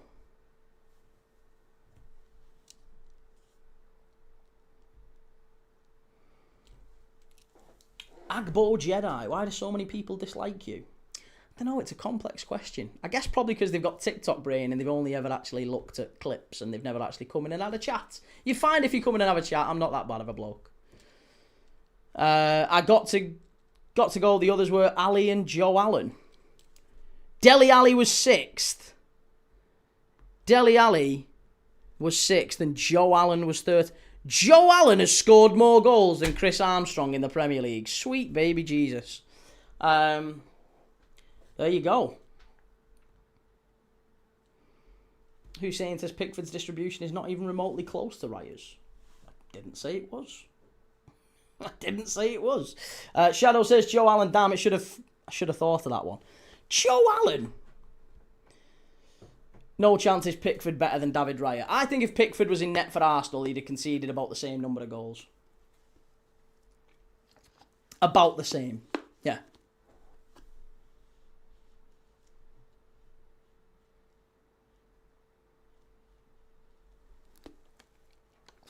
Who's saying so you'd rather sign Pickford over Raya? Well, again, that's a bit of a convoluted discussion, isn't it? Jordan Pickford's quite a bit older. He's played for Everton, so no, as a Liverpool fan, I probably wouldn't prefer to sign Jordan Pickford over David Raya, but I think he's a better keeper. I think if you was to say you can pick one goalkeeper to have, Jordan Pickford or David Raya, I genuinely think I'd pick Jordan Pickford. If you've got to pick a team, I'd pick Jordan Pickford over David Raya. But yeah, David Raya's younger. He's a good keeper. I'm not saying he's not a bad keeper. He's not a good keeper. He's not a bad keeper, rather. Daddy-O says 31 clean sheets is impressive, full stop. Forget the keeper. That sentence is mad. It is, yeah. And it's highlighting just how Arsenal's philosophy works, isn't it? That's how they play. They're very much about not conceding, and good luck to them. It's going to win them a league title. Mercury says, not to be contrary, but I have to ask, if Pickford is so good, why does he stay at Everton and not play for someone bigger? Again, that's happened with a lot of players over the years, hasn't it? People said that about a number of players. Gerrard was as well. Gerrard, many said that. Totti, you could say the same with those. I mean, admittedly, those played for clubs which are much better than Everton and did still win things, but yeah, I don't know. Who can say? Oyarzabal, Mikel Oyarzabal at Sociedad, fabulous player. Could quite easily have gone to Real Madrid or Barcelona over the years, but never did. Stayed at Sociedad. Liked it in San Sebastian. Gamer Guru says Pickford is good, but he's not on Raya's level. I think the glazing of David Raya is a little bit... I think you could put most keepers in goal against Arsenal and or for Arsenal, and they would perform adequately. And that's a result of just how Arsenal defend as a team and Mikel Arteta's approach to defending. It's not a knock on David Raya. I don't think he's... What you're saying that David Raya is undeniably the best goalkeeper in the world, it feels like. I'm saying I think that's not quite accurate. I think there's quite a lot of other goalkeepers who could do a very, very good job for Arsenal because of the way they defend and the quality they have in defence.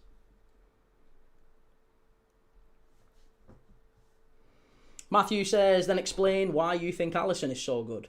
Well, put it this way. The way that the things that Alisson has to do for Liverpool, Alisson has had to save, and you can look up whatever stats to show this, Alisson has had to save far more one-on-ones in his last 18 months at Liverpool than David Raya has in his entire career at Arsenal. Alisson Becker faces one-on-ones all the time. Why? Because we constantly expose the back line. We push very, very high and we squeeze the opposition and we leave generally Van Dijk and Konate back, which means we face one-on-ones probably more than most other teams. So the shots that David Raya has to save are very, very different to the type of shots that Alisson Becker has had to save.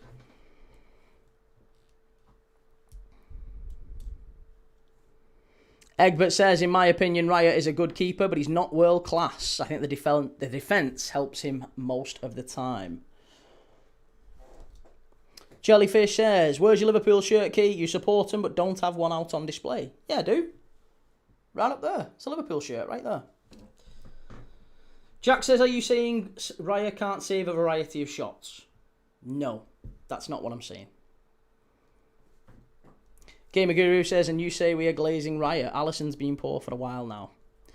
No, Alisson's not what he once was, but he's getting on a bit. But he's undeniably been the best goalkeeper in the world for a number of years.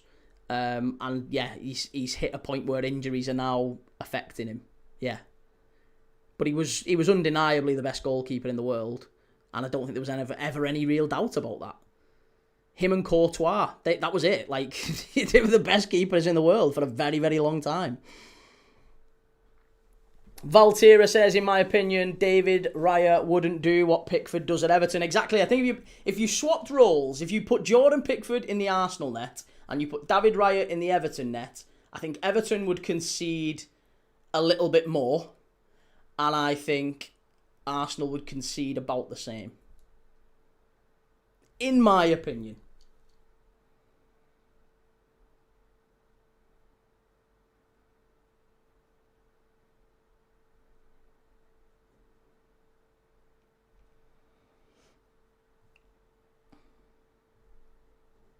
McBusby says, Alisson's goal prevention was elite and it facilitated Liverpool's high line. Yeah, I've never seen it. There's never been a better goalkeeper in one-on-ones than Alisson Becker. Never. Never, ever, ever. You'll never see a better goalkeeper in one-on-ones. He was just unreal. The amount of one-on-ones that fella had to save. You can argue a lot of other things. You can argue... I mean, to be honest, distribution. He was in loads of assists, David Raya got. It probably wasn't as good distribution-wise as someone like Ederson. But he was very, very good. Probably wasn't as commanding of his area as some other goalkeepers. But in terms of actual shot stopping and... in terms of actual shot stopping and one-on-ones, I've never seen a keeper better than Alisson Becker.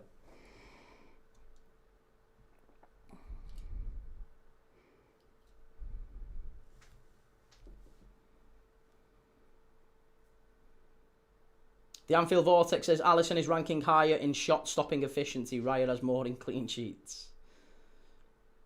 Matthew says, so could we say the same about Alisson if he played at Everton? No, because Alisson's a better goalkeeper. David Raya's level now is not comparable to Alisson Becker's level at Liverpool. Ever.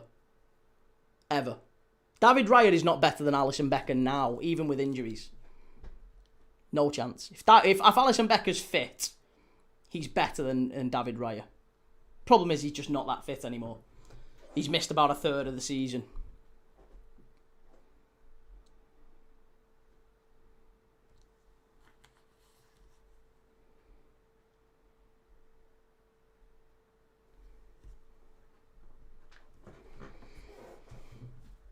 Carl, who's the best keeper ever to grace the Prem in your opinion, Key? Between Alisson and Van der Sar. I'd say Alisson and Van der Sar are the two that stand out the most. Neuer was better at 1v1s. Neuer was very good. Neuer was very, very good. But I would say, yeah, I would say between Courtois and Alisson, they were the best two keepers in the world over a 6-7 year period.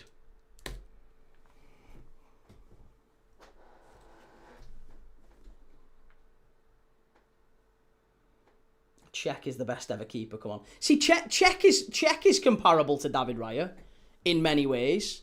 I think Cech is a better keeper than Raya, absolutely, but he's comparable. What I mean by that is that Chelsea played a very sort of defensive sort of, we keep what we have we hold, lots and lots of clean sheets. You know, they had better attacking players than Arsenal under Mourinho.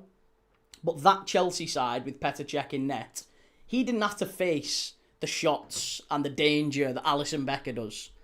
He had Makelele screening in front of him and Terry and Carvalho and Ashley Cole. It's not the same. It's not even remotely the same.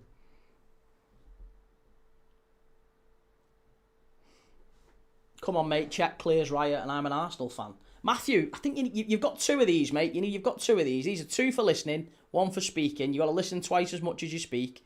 I didn't say that Raya was better than Cech. I said comparable. And the reason they're comparable is because they both play for defensive sides. Cech is absolutely better than David Raya.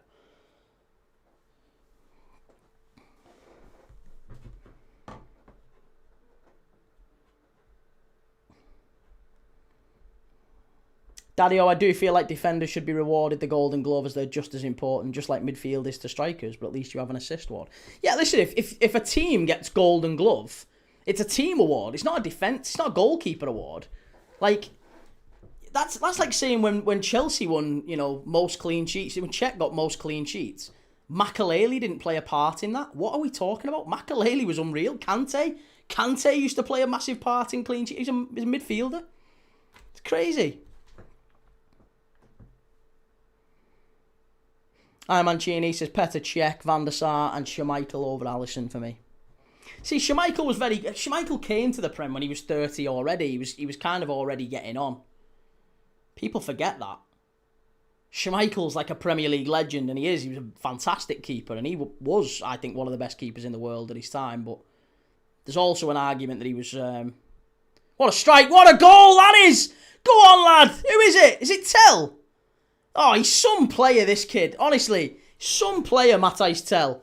This is another quality young signing that Spurs have made, and I'm telling you, this lad will kick on next year. This is probably one of the issues with Spurs recruitment. They've signed a lot of very, very talented young players, and if they stick together, if they stay up and they grow together, Spurs will have a hell of a team in a couple of years' time.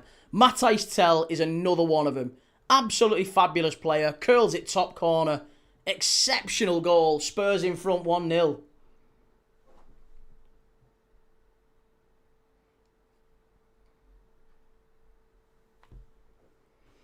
Excellent goal. Spurs in front. 50 minutes on the clock. And that might just be enough to force Leeds to come out. What a strike. Edge of the box. Curls it top corner. No chance for Carl Darlow.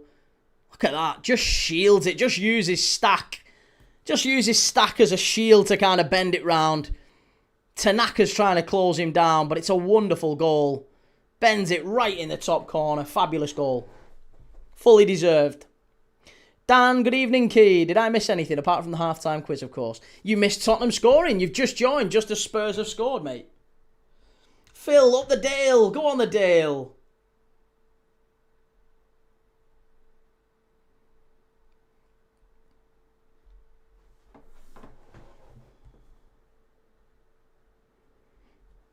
Tell just needs coaching. Yeah, Tell just needs coaching. I think the thing with Tell is he needs an experienced sort of group of players around him as well. It's not just Tell. They've got Odeber, they've got Bergval, they've got Archie Gray. They've got a lot of really, really good young players, Spurs. Some real quality in that squad. They just need a few old heads in there. And obviously a manager that will put some sort of structure in place. They've got quality though. Especially if Kulusevski, Maddison, they get those lads back fit. Spurs will be up there next year. Cheers, Anfield Vortex. Appreciate that, mate. Very kind of you. Egbert says, Key, who's the best keeper on penalties in your opinion? Ooh, best keeper on penalties. Pepe Reina. Pepe Reina, I think, has got the best record penalties versus penalties saved. I think Pepe Reina saved a load for Liverpool. He's certainly our best. Quavine Kelleher in the Premier League at the minute. Quavine Kelleher's a bit of a penalty saving expert. And it's interesting that Quavine Kelleher and Pepe Reina both had the same goalkeeping coach, Xavi Valero, who is also the goalkeeping coach for Mamardashvili now at Liverpool. And he was brought to Liverpool by Rafa Benitez. Xavi Valero is, something of a penalty-saving expert. Pepe Reina was exceptional at him. Won us the FA Cup final against West Ham. Saved us a lot of big penalties. Alisson saved a few over the years. Kelleher obviously saved a number of notable penalties, including against Mbappe in the Champions League for us. And Mamardashvili has also sort of started to save more penalties. Maybe it's a Xavi Valero thing. Who knows?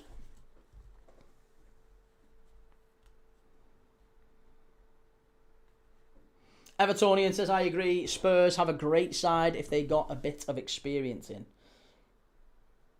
No worries, mate. I'm under NCD Media. Cool. All right, no worries, mate. Yeah, I'll keep an eye out for it. Plenty of time left for Leeds to score and win. Madhouse says, Reina, Alisson and Suarez. Careful, Key. You're sounding biased, lad. It's not really that biased, to be fair. Saying Reina, I don't know of any other Premier League goalkeeper who saved as many pens as Pepe Reina. I don't know. I could be wrong. That's just my initial reaction when they said who's the best ever Premier League keeper at penalties. I just immediately thought of Reina because he saved a lot of big pens for us, including in an FA Cup final.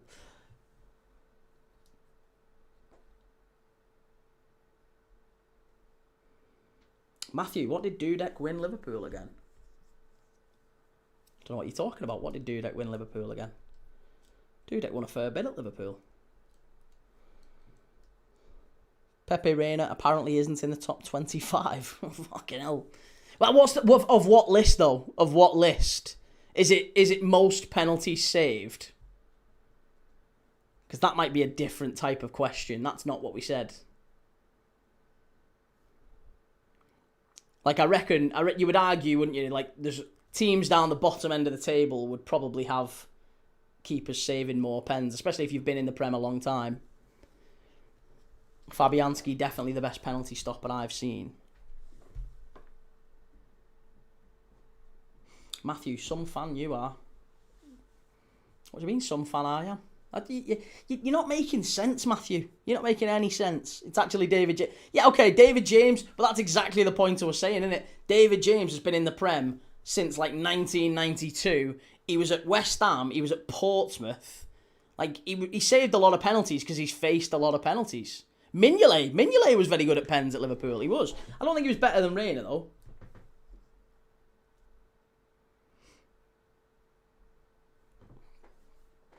Matthew, Istanbul.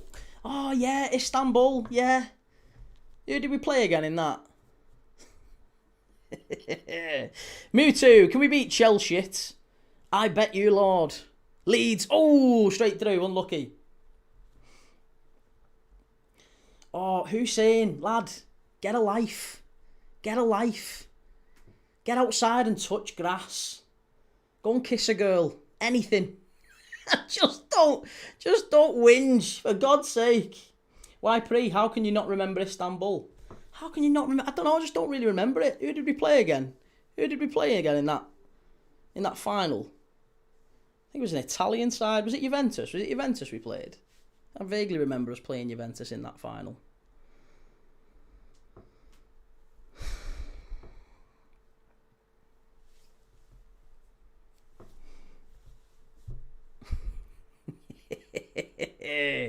Here we go. Ball down the right-hand side. Spurs are in again. It should be 2. Far post. Richarlison.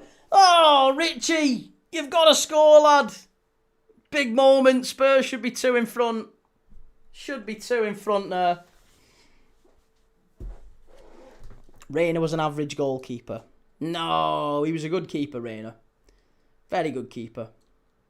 He got 3 golden gloves in a row. He was very good.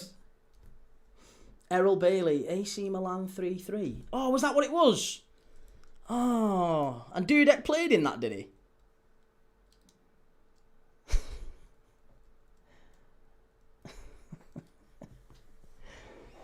Hi, Mancini. He's an awful player. Biggest ego in the Premier League, but he's got the talent of a chicken. Who are we on about here? Richarlison. 50 million quid was a lot of money for him, wasn't it?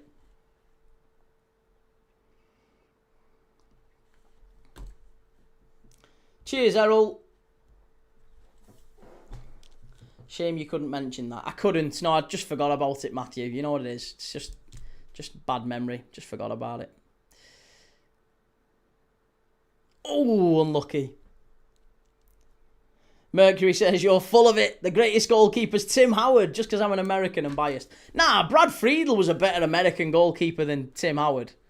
Brad Friedel was 1,000,000% better than Tim Howard. Definitely a better goalkeeper. Fake fans, mate. That's it. Fake fans. Shocking, innit? Spurs now starting to dominate possession a little bit more. Richarlison, good flick. Wonderful football that from Spurs, but Leeds defend it well. And now Dan James on the counter-attack. Go on, let's make a game of this. Get a ball in. Calvert-Lewin. Couldn't quite get it in. Will Arsenal get it over the line? Yeah, I think they will, mate. I'd be astonished if they didn't. We'll watch in hope. We will watch in hope, but I'd be astonished if they didn't at this point. I thought they would before the West Ham game, and I still think they will. David James, Sorensen and Schwarzer are top 3 according to the Prem site. Well, there you go. Yeah, Sorensen and Schwarzer, who spent most of their careers playing for lower Premier League teams. Mark Schwarzer, in his case, it was Middlesbrough. For Sorensen, it was Sunderland.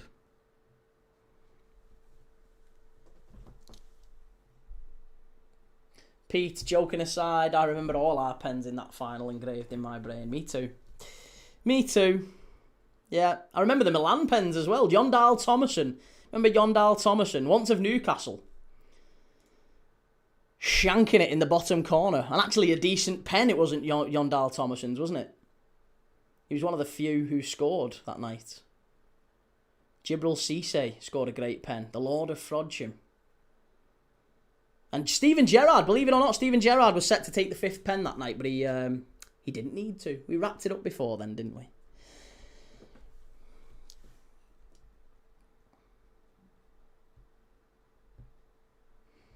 Wasn't Liverpool 3-0 down in that game as well? I can't remember. I can't remember. Best goalkeeper was Peter Shilton. Not Bonetti.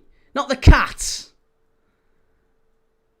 The cat Bonetti. I think he's passed away now, hasn't he? He was a Chelsea keeper, wasn't he, Bonetti? Oh, unlucky. Good strike. Matthew, but chose to mention Reiner winning you the FA Cup over that. Claudio Reiner. Claudio Reiner didn't win us an FA Cup, no. Or his son, Giovanni Reina, whatever you want to call it. Fabulous player, him though, wasn't he? Played for Sunderland. And City. Didn't he play for City, wasn't he, Claudio Reyna? Another American there. He's got a shout for an American there, Claudio Reyna. What about Pat Jennings? Again, a little bit before my time, Pat Jennings. Leeds in the area.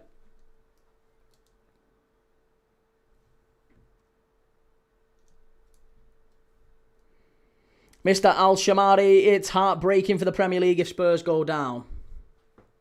Well, the Premier League have got a stated goal, haven't they, of a new champion every 6 years. So maybe that's why they're so keen on a certain side winning it. Maybe that's why. Can't have City winning it again. Heaven forbid.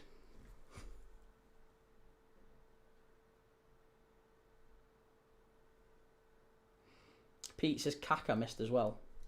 Oh, Kaka scored. It's Pirlo who missed. Pirlo and Shevchenko. Kaka scored. Yeah, it was Serginho. Serginho missed. Then it was Yondal Thomason scored. Or was it Pirlo? It might have been Serginho, Pirlo. I think they missed the first two, didn't they? Serginho, Pirlo miss. Yondal Thomason scored. Kaka scored. Shevchenko missed. There you go.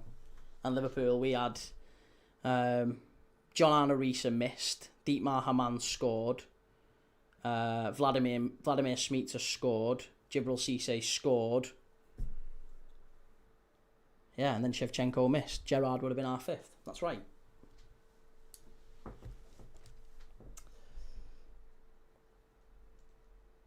Hull 1-0 up. Oh my goodness me. Hull City. Hull City are in front. Go on, Hull. My goodness me. That's a real pain in the arse, that one. Hull breakthrough, what a strike. Was it Bellumi? He's a really underrated player, him, you know. Normal guy, left a like. Cheers for that, mate. Thank you.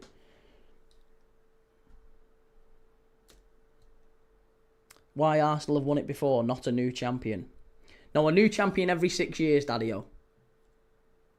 Every 6 years they want a new champion. So, yeah, that would be a new champion would be Arsenal because they've not won it in the last 6 years.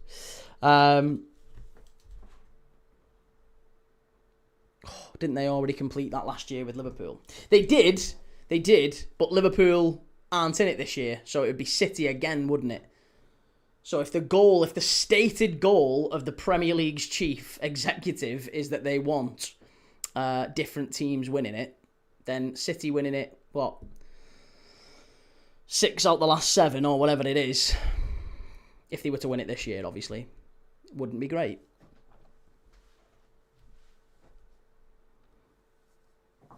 Fantastic goal by Bellumi, to be fair, Key. What if Carragher took Stevie's turn at 5th penalty taker? There's another story. Christ, guy, you wouldn't have Carragher taking it, would you?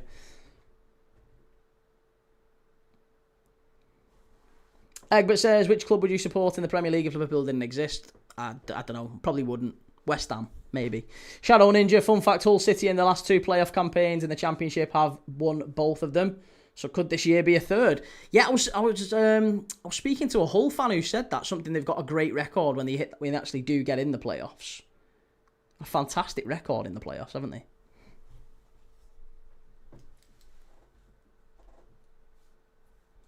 Fantastic goal by Bellumi. We'll have to watch it. He did well the other night in the first leg. Mr. Antlog says, what do you think of the new World Cup songs? Apparently the songs aren't good. Not even heard them. Not heard them. Mewtwo, when do you think United are going to win the league? I don't think United will win the league for a long time. I think Liverpool will win it again before United do. He's saying the Prem's rigged, Key. No. I'm just saying the Premier League have got a stated goal of new champions, of champion variants. I always thought that was a peculiar statement. I was always like really intrigued as to how you actually achieve that. How do you go about achieving that, short of actual corruption? Key, you've supported 19 teams this season, fella, in the Prem. I think I've supported every team at different points. Yeah, I think I've supported every team. I think I've supported every team at different points. Supported Everton at Old Trafford. Supported Arsenal at Old Trafford on day one. If you remember, I was an Arsenal fan on day one. Man United at Old Trafford. I watched that one. And I said I wanted Arsenal to win. So I've supported everyone. If you watch as many games as I do, mate, you've got to pick a side. Leeds driving forward. What a run. Tanaka. Spurs. No, Tanaka wins it. Good stuff. Zuhair says, I thought you only watched Arsenal matches. No, you're wrong, mate. No, that's inaccurate. Probably only appears like I watch Arsenal matches if you're an Arsenal fan, because you'll only get my stuff showing up on your page when I'm watching Arsenal games. Surprising you've watched me tonight, to be honest. But no, we watch everyone. We're watching a game every day. That's what we do on this channel. We're on a streak. We're on a streak of watching games every single day. We've watched, I don't know how many games we're on. I don't know what's the streak. I don't know what the streak is. But we've watched a game every single day for a very, very long time. Yeah. We'll be watching another one tomorrow night. Middlesbrough against Southampton. Spygate tomorrow night. Wednesday, we're going to do Man City against Palace. Come on, City. Thursday, we're going to do Bradford against Bolton in the League One playoffs, and then back to Liverpool on Friday. Did you want Arsenal to beat Everton? No. No, I wanted Everton to beat Arsenal. Everton to beat Arsenal. Everton to beat United. But everyone else can beat Everton. I wanted Palace to beat Everton yesterday. I was celebrating like mad when Palace scored.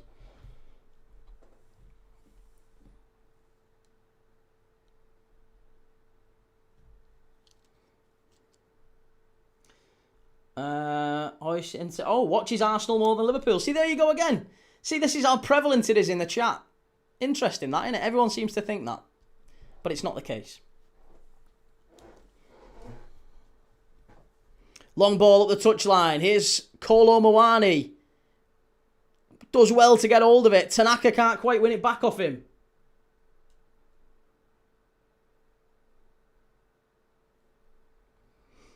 G. Lawrence Key, why have we never seen you celebrate a Liverpool goal like you celebrated that West Ham goal? I guess you need to watch me more then, mate, if you've never seen it. That's a penalty. How's that not a penalty? How is that not a penalty? He goes for an overhead kick in the area, gets none of the ball and kicks Ampadu in the head. That has got to be a penalty to Leeds. That has to be a penalty to Leeds. Oh my God. If that isn't a penalty, I don't know what is. If that isn't a pen, I don't know what is. That is absolutely a penalty for Leeds. That is 1,000,000% a penalty. That is a penalty. Has to be a penalty. It's not a red card, but it is a pen. It's definitely a pen.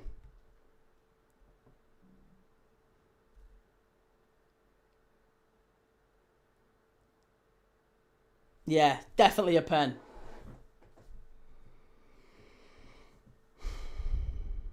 No, it's not an accident. It's not an accident. At the end of the day, it doesn't matter whether it's an accident or not. If you go to kick the ball in the area, you get none of the ball and kick a fella in the head. I'm sorry, that's a pen. That is a penalty. You can't kick people in the head and get none of the ball, whether it's an accident or not. It doesn't need to be intent. That is as clear a penalty as you are ever likely to see. Penalty for Leeds. He's still not decided yet, the referee. Oh, here we go. He has. He's going to go and have a look at the monitor. VAR has checked it, but sending the ref to the monitor. It's going to be a pen for Leeds.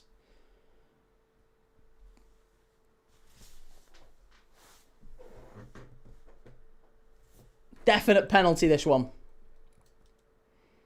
Kicks him in the head. Matthijs Tel went for the overhead kick. Just blind. Just silly, that. Just naive. Mewtwo says, fuck's sake, we should be 3-0 up, man. Listen, it should make the last 20 minutes interesting. But it is going to be a penalty for Leeds United.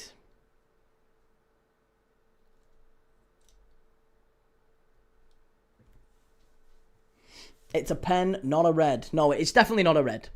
100% not a red. You're not going to get... It's not violent play. It's not anything like that. He's genuinely gone for the ball. But Ampadu has come from kind of out of nowhere. He's come from behind him. He's gone to head it. And he's got a boot to the head. It's as clear as day.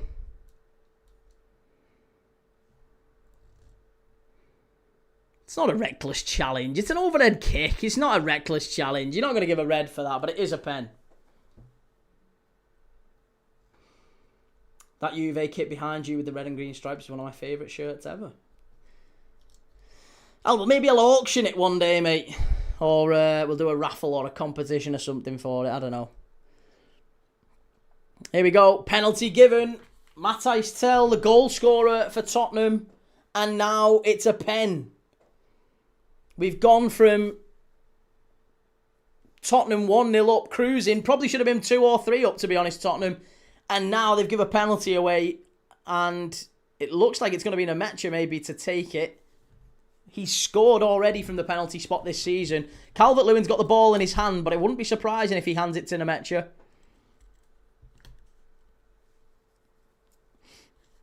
Kinski, we need you, says Mewtwo.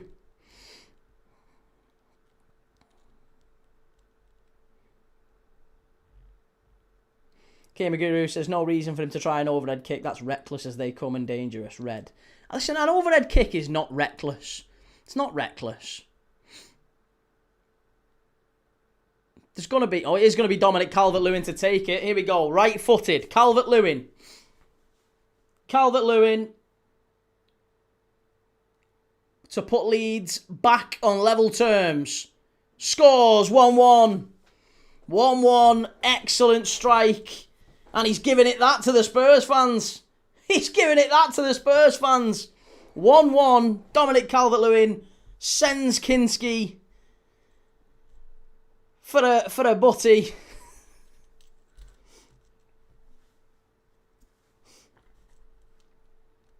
Quiz giveaway maybe, sponsored by Welshwing. Carl says that's such a silly thing to do. Yeah, not great. Not a great decision. And that does just make the relegation battle a whole lot more interesting, doesn't it? Because now Spurs have got 2 points now. Is it 2 points between them and West Ham? And the next 2 games, Chelsea at Stamford Bridge and Everton here at the Tottenham Hotspur Stadium on the final day. They're going to have to get at least 1 win out of those 2. And Leeds have got West Ham on the final day. Leeds have got West Ham here. No, not well. It'd be weird if it was here, wouldn't it? Leeds have got West Ham at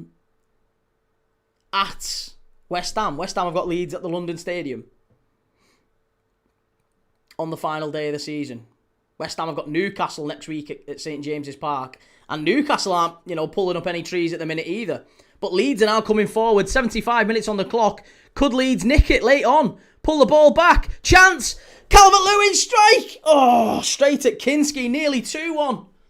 It was Nmecha who got the final touch on it. Liam says it to Ellen Road. West Ham's at Ellen Road? No, it's not. West Ham aren't playing the final 2 games at Thingy, are they? Playing the final 2 games away from home? No. No, I don't believe that. It's not. West Ham play Leeds at the London Stadium. They've already played you at Ellen Road. I'm surprised. You're a Leeds fan. You should know that, Liam. Leeds looking for the kill shot.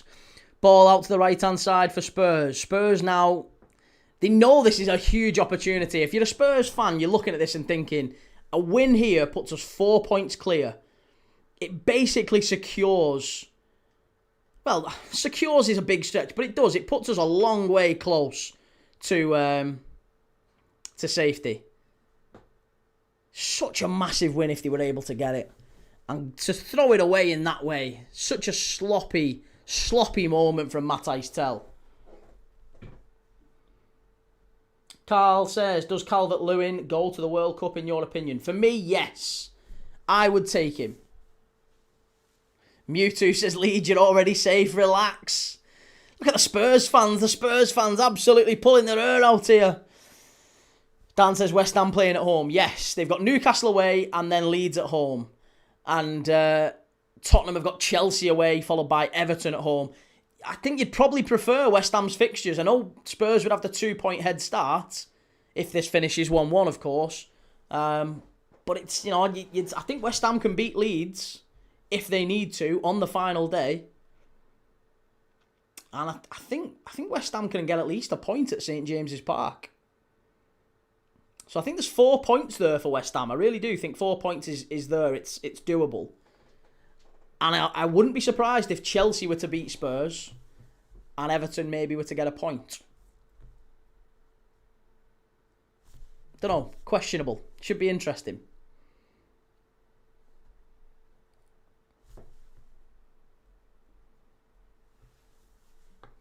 So Kane, Watkins, Calvert-Lewin as main striker options. I personally wouldn't take Ollie Watkins, no. Wow, Key, 2-0. Hull, 2-0 in front now. Sweet baby Jesus. Now Hull look like they're going to the playoff final. It's going to be between Hull and Southampton or Borough. Come on, Hull then. We want the Tigers back in the Prem, don't we? Ollie McBurney. Far post for Spurs and straight out for a goal kick. I think West Ham beat Leeds at home. Do you know what the really sad thing would be? Let's say Spurs draw here, right? And then Spurs draw against Chelsea at Stamford Bridge. And then they can only manage a draw against Everton here on the final day. Even if West Ham were to draw at Newcastle and then win on the final day, they would go down on goal difference. If Spurs draw here and their next 2 fixtures, West Ham get 4 points, they would be going down on goal difference, which would be really, really difficult. That would be a really difficult pill to swallow, wouldn't it? But it could. There's still time for Leeds to win it. Leeds flying forward. Spurs now counter-attacking, but they can't get the ball. You just can't get hold of it. Leeds are starting to dominate themselves. They've got a bit of belief now since that penalty. That's a foul, ref. That's going to be a free kick for Spurs and a yellow card, I think. I am Crute says, why isn't Tell being sent off? He's made contact with his head. I don't think that's a red card. I really don't think it's a red.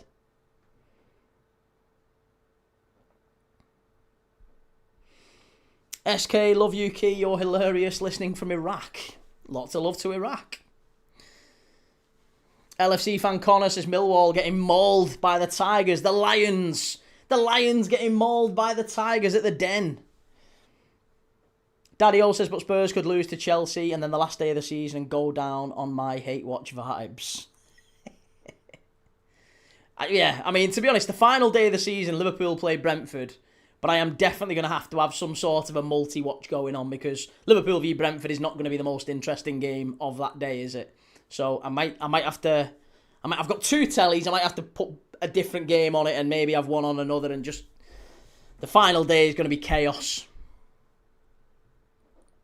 If West Ham get relegated, do you think they brought it on themselves for sacking Moyes? Yeah, I mean, they've made some bad decisions, haven't they? Definitely made some poor decisions in terms of managers, in terms of the transfer market. Some questionable decisions, some questionable signings over the years.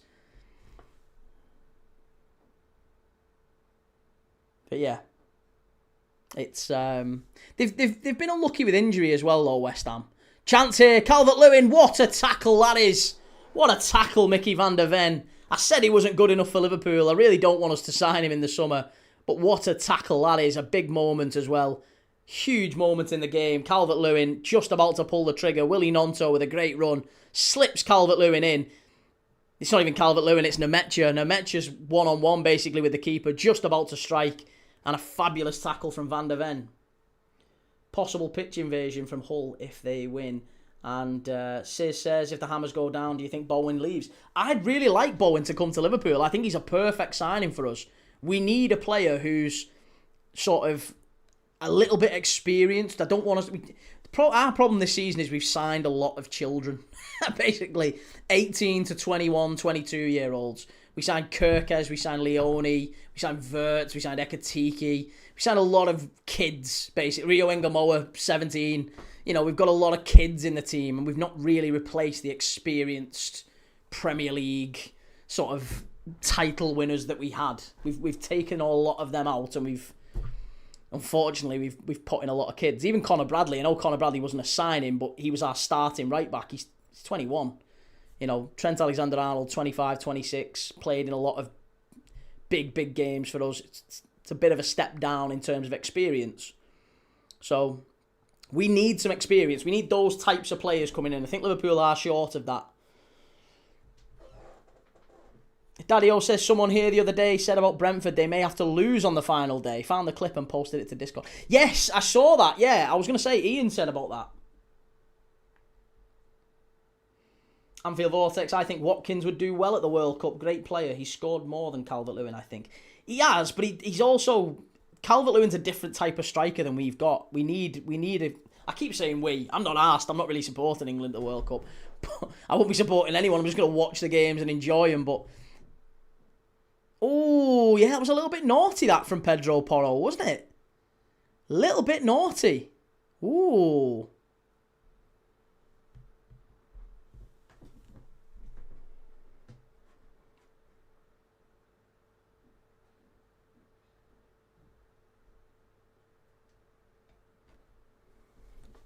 LFC fan Connor says Millwall are getting promoted. Would have ruined if West Ham go down.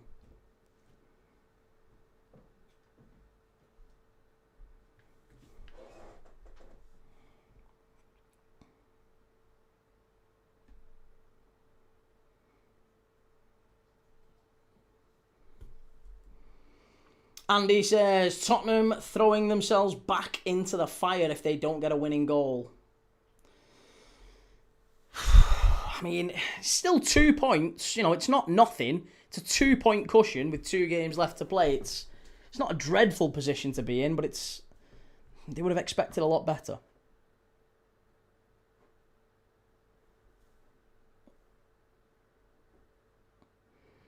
Strike from Leeds. Dreadful, that, from Dominic Calvert-Lewin. Just shanks it wide. Tis says, wouldn't want to be away at Millwall. Keep them down. Well, it looks like you're going to get your wish, mate. They're 2-0 down at the moment. And it does look like they're going to be sticking in the Championship next year. It's a shame, because Millwall have been very, very good this year. Vuyo says, hi, Key. Hello, everyone. Just joined in. How are Spurs playing? Well, they were playing very, very well until they conceded a penalty about 10-15 minutes ago. It's now 1-1, and if anything, it looks more like Leeds might end up scoring in the 6 minutes plus injury time. I would say, looking at where we are in the game, I would say Leeds are probably more likely than Spurs to score.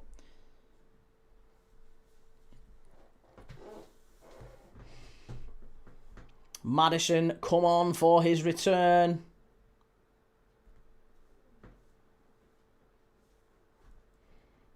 Daddy-O says, if Spurs go down, so much has been made about the Lincoln game. That could be a massively watched game. Why? Why Spurs Lincoln? Why? What's that going to do with anything? Matthijs Tel coming off with Maddison coming on now.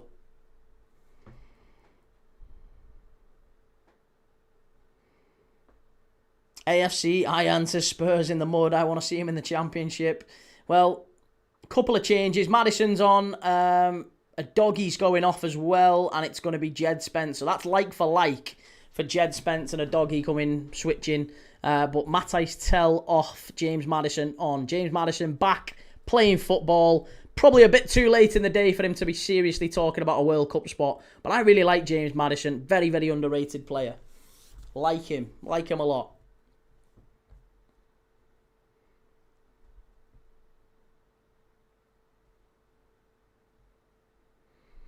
Four and a half to go, people. Do we think we're going to get a late winner for either of these two? Anfield Vortex, before you disappeared around the World Cup at the end of the show, mate. Great show as always. Lovely to have you on, mate, and thank you for the sub on the other place. Really appreciate it. Madders back so early. Wow. But Adio says people have been taking the piss that they could be playing them next year, and when they got promoted, they were all singing Tottenham away, ole ole. Ah, yes, okay. I thought there was some sort of connection that I'd missed between Tottenham and Spurs. Tottenham and Spurs. There's a bit of a connection with that one, isn't there? Tottenham and Lincoln. They have sent some players to Lincoln, haven't they? Wasn't there a couple of players who was on loan? Was it Jamie Donnelly went to? Oh, that was Leighton Orient, wasn't it? I should know. Lincoln were one of my clients back in the day. Yeah, Leighton Orient. Don't know why I got them confused. I guess they both start with L. Mercury, I didn't think Maddison was going to be back this season. Hate the team, but good for him. Maddison, last minute dagger, says Egbert. And Oracle says, Key, what do you reckon the World Cup final will be? I think Spain and France. There's some curveballs, isn't there, to be fair? Because there's a lot of players now who are missing the World Cup due to injury. Lamine Yamal looks like he's going to miss it. And, Neymar, I've just seen Neymar's been named in the Brazil squad, which... That's just for nostalgia, isn't it? Neymar shouldn't be anywhere near that squad. But Neymar is named in the Brazil squad. He's going to be at the World Cup. Anvil Vortex, my pleasure. You've helped me loads my anxiety over the last few months. I've watched your show. Look, mate, it'd be a pleasure to one day, if you ever want to have a chat. I do like, little talk show segments and stuff on there all the time. If you'd ever see it and you want to pop on, no pressure. It'd be wonderful to have a chat to you, but no pressure at all. If you'd ever want to build up to that type of thing or whatever, the offer's there. It'd be great to have a natter. Jump off and on whenever you want, kind of thing. But again, honestly, no pressure. No need to reply. Rasta says, come on, Leeds. Let Spurs be Spursy. Mr. Al-Shamari says, will you do Al Nassr v Al Hilal Derby watch-along tomorrow night? Not tomorrow night, mate. No, tomorrow night we're doing the Championship playoff semi-final, second leg, Southampton against Middlesbrough. That's a really, really big one. So no, I'm not going to be doing the Al Nassr Al Hilal Derby. But I have done the Saudi Pro League this year. I can tick off the Saudi Pro League. We did watch it on Christmas Day. Sis says, when you say Lincoln were one of your clients, what do you mean? I mean exactly that. They were one of my clients in my past life before I don't mean past life in a, I actually had a past life. I don't believe in reincarnation or out like that. When I say a past life, as in before I was a watch-along streamer, content creator. I hate that phrase. But you know what I mean. Before I did this, I used to have a 9 to 5 and a quote-unquote proper job. And in that job, Lincoln were one of my clients. As were Brighton, and Liverpool. Quite a few football clubs, actually. Gamer Guru says, activate Agent Maddison to send Spurs down for his favourite club.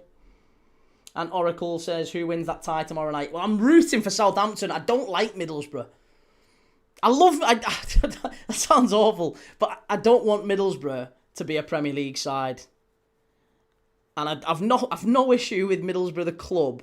But do you know when you've just got like that one... I've said this a few times, but do you know when you've got that one guy... I can count on my one hand the amount of people I've met in my life who I didn't like. I get on with pretty much everyone. You have to be a proper dick for me to not like you, let's be honest. Anyway, the one guy, he's like a massive Borough fan. And for that reason, every time I've seen Borough lose, just little tiny bit of me is just like, yeah, he's not going to be happy this weekend. And I know that's petty. But allow me my pettiness. Who wins that tie tomorrow night? I'd still say Southampton, I think it's going to be. Spurs, going to be a corner to Spurs. Key's past life was being a Liverpool mascot selling hot dogs and burgers at Anfield. 13 added minutes! Where did we get that from? 1-3, 13 added minutes. Good grief. Where's 13 added minutes coming? I don't know where they've got that from, but we've got another 15 to go basically here. Here we go. Pedro Porro corner. Spurs have got time to win it, as have Leeds. Header back to the far post for Bergvall. He's onside. Comes back out to Spence. Far post. Good punch away by Darlow. And it's going to be recycled by the corner taker, Porro. Wonderful football. Well done. Leeds are going to win. Sis says, who got injured or was it the VAR check? I think it was probably the VAR check that explains why it was so long. There's a couple of injuries, wasn't there? Stack was down for a while, actually, yeah. Stack was down for a while with a head injury, and the VAR check was about 3 or 4 minutes, so it might well be that, and then, obviously, maybe a few minutes added on for subs and things. Prof Legend says next season the officials need to get some calculators. It would be good to see some sort of transparency around that, wouldn't it? Like, for a sub, 30 seconds is added every single time. Ball whipped in, Spurs headed on, chance, Leeds just clear it away. Yeah, some sort of a clear, this is what's going to be added on. Or maybe they stop the clock. Maybe they stop the clock every time there's an injury, and then with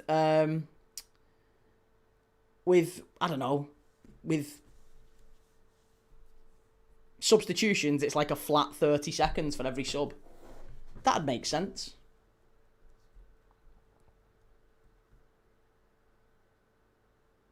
Bergval, strike, over the bar. Too easy, that. Far too easy. Bellumi is great. Love the look of him. Shades of Mahrez, isn't there, with Bellumi? Do you not think?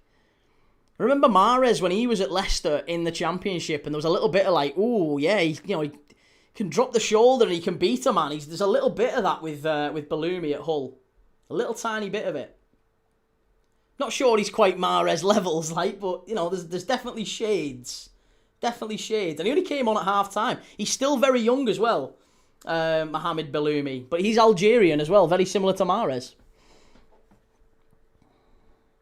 Here we go. Tanaka going off, and it's going to be Longstaff coming on. Sean Longstaff.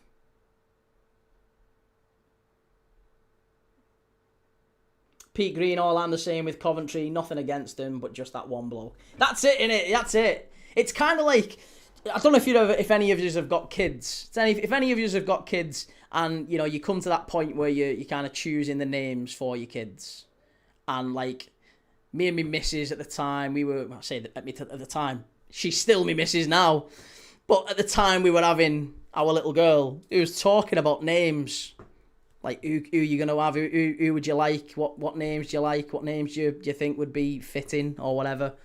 And there's always, when you're having that conversation, a name always comes up and you're like, no, can't have that name. Why? There was someone back in school and they had that name and I hated them. So I can't have that name. HHSS, are you going to go to the parade when Arsenal win the league? I am, yes.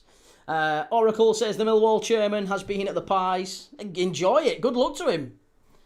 They're going to be in the Championship a bit longer, though. He's not going to have Premier League money to pay for them. Frederick Blomberg says, what if we bring back effective playing time so we don't have time wasting? I'd love that. I'd love some sort of, clamp down on time wasting.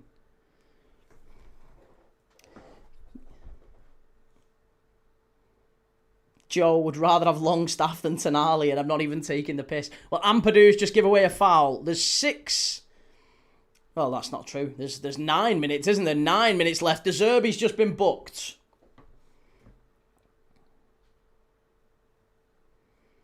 Hull are going to Wembley, and we'll find out who they're playing tomorrow night.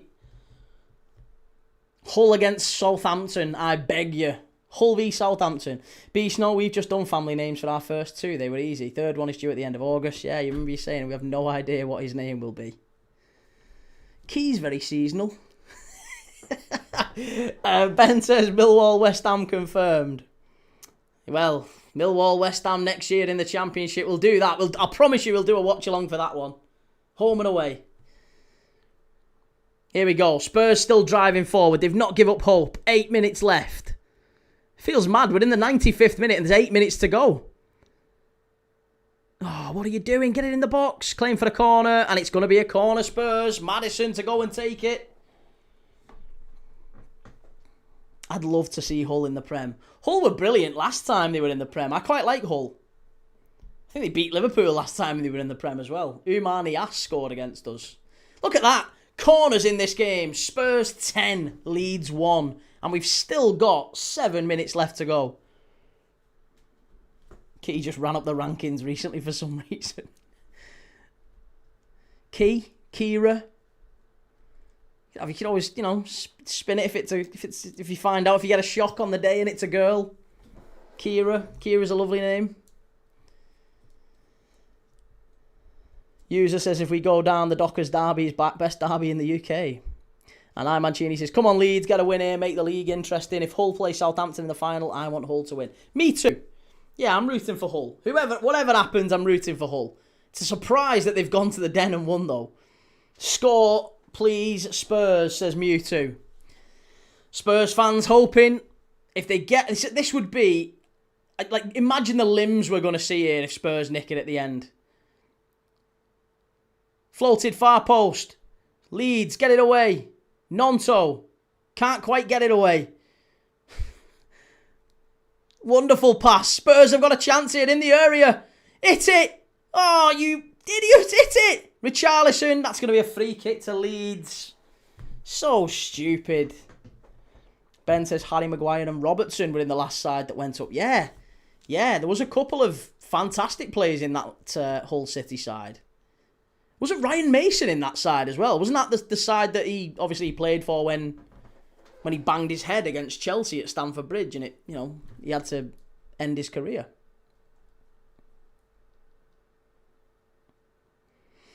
Roxy Mannix, Key is the most perfect Spurs fan. Not a Spurs fan. I'm happy with either. I'm happy with any result tonight. If Leeds win, it makes the relegation battle very interesting. If it's a draw, the relegation battle's interesting. Here we go. Leeds still coming forward. What a ball that is! They're in! Oh my God, off the bar! Leeds nearly nick it! Oh my God! Scott McTominay! Sean Longstaff, where's that come from? Sean Longstaff. Oh my God, what a pass that is! And Longstaff, who's just come on, what a save that is. No. What a save from Vicario's deputy, Kinski. Not Vicario, it's Kinski. What a save that is. That's incredible. That is absolutely incredible. Wonder save from Kinski that may have just kept Tottenham up. The guy who was given loads of abuse, he was given absolute pelters the other day. Ball whipped in again for Leeds. Far post. Spurs just about get it away, but they're still coming, Leeds. Put in the box, header. Oh, big chance! Oh my God, they missed it again. Oh, they're hanging on here, Spurs. They're hanging on. There's massive chances coming here for Leeds. There's two sitters.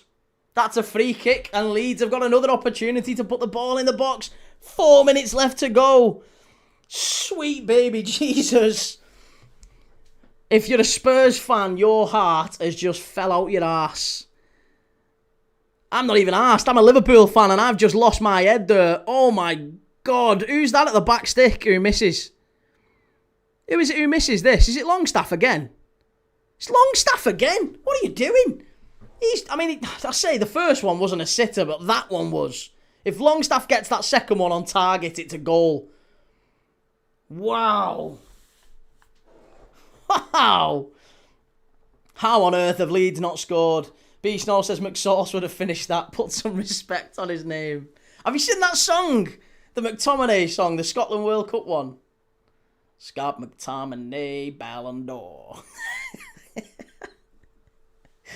Gamer Guru, I'll name my unborn baby Lee in honour of Leeds if they score. I'm desperate for Spurs to go down.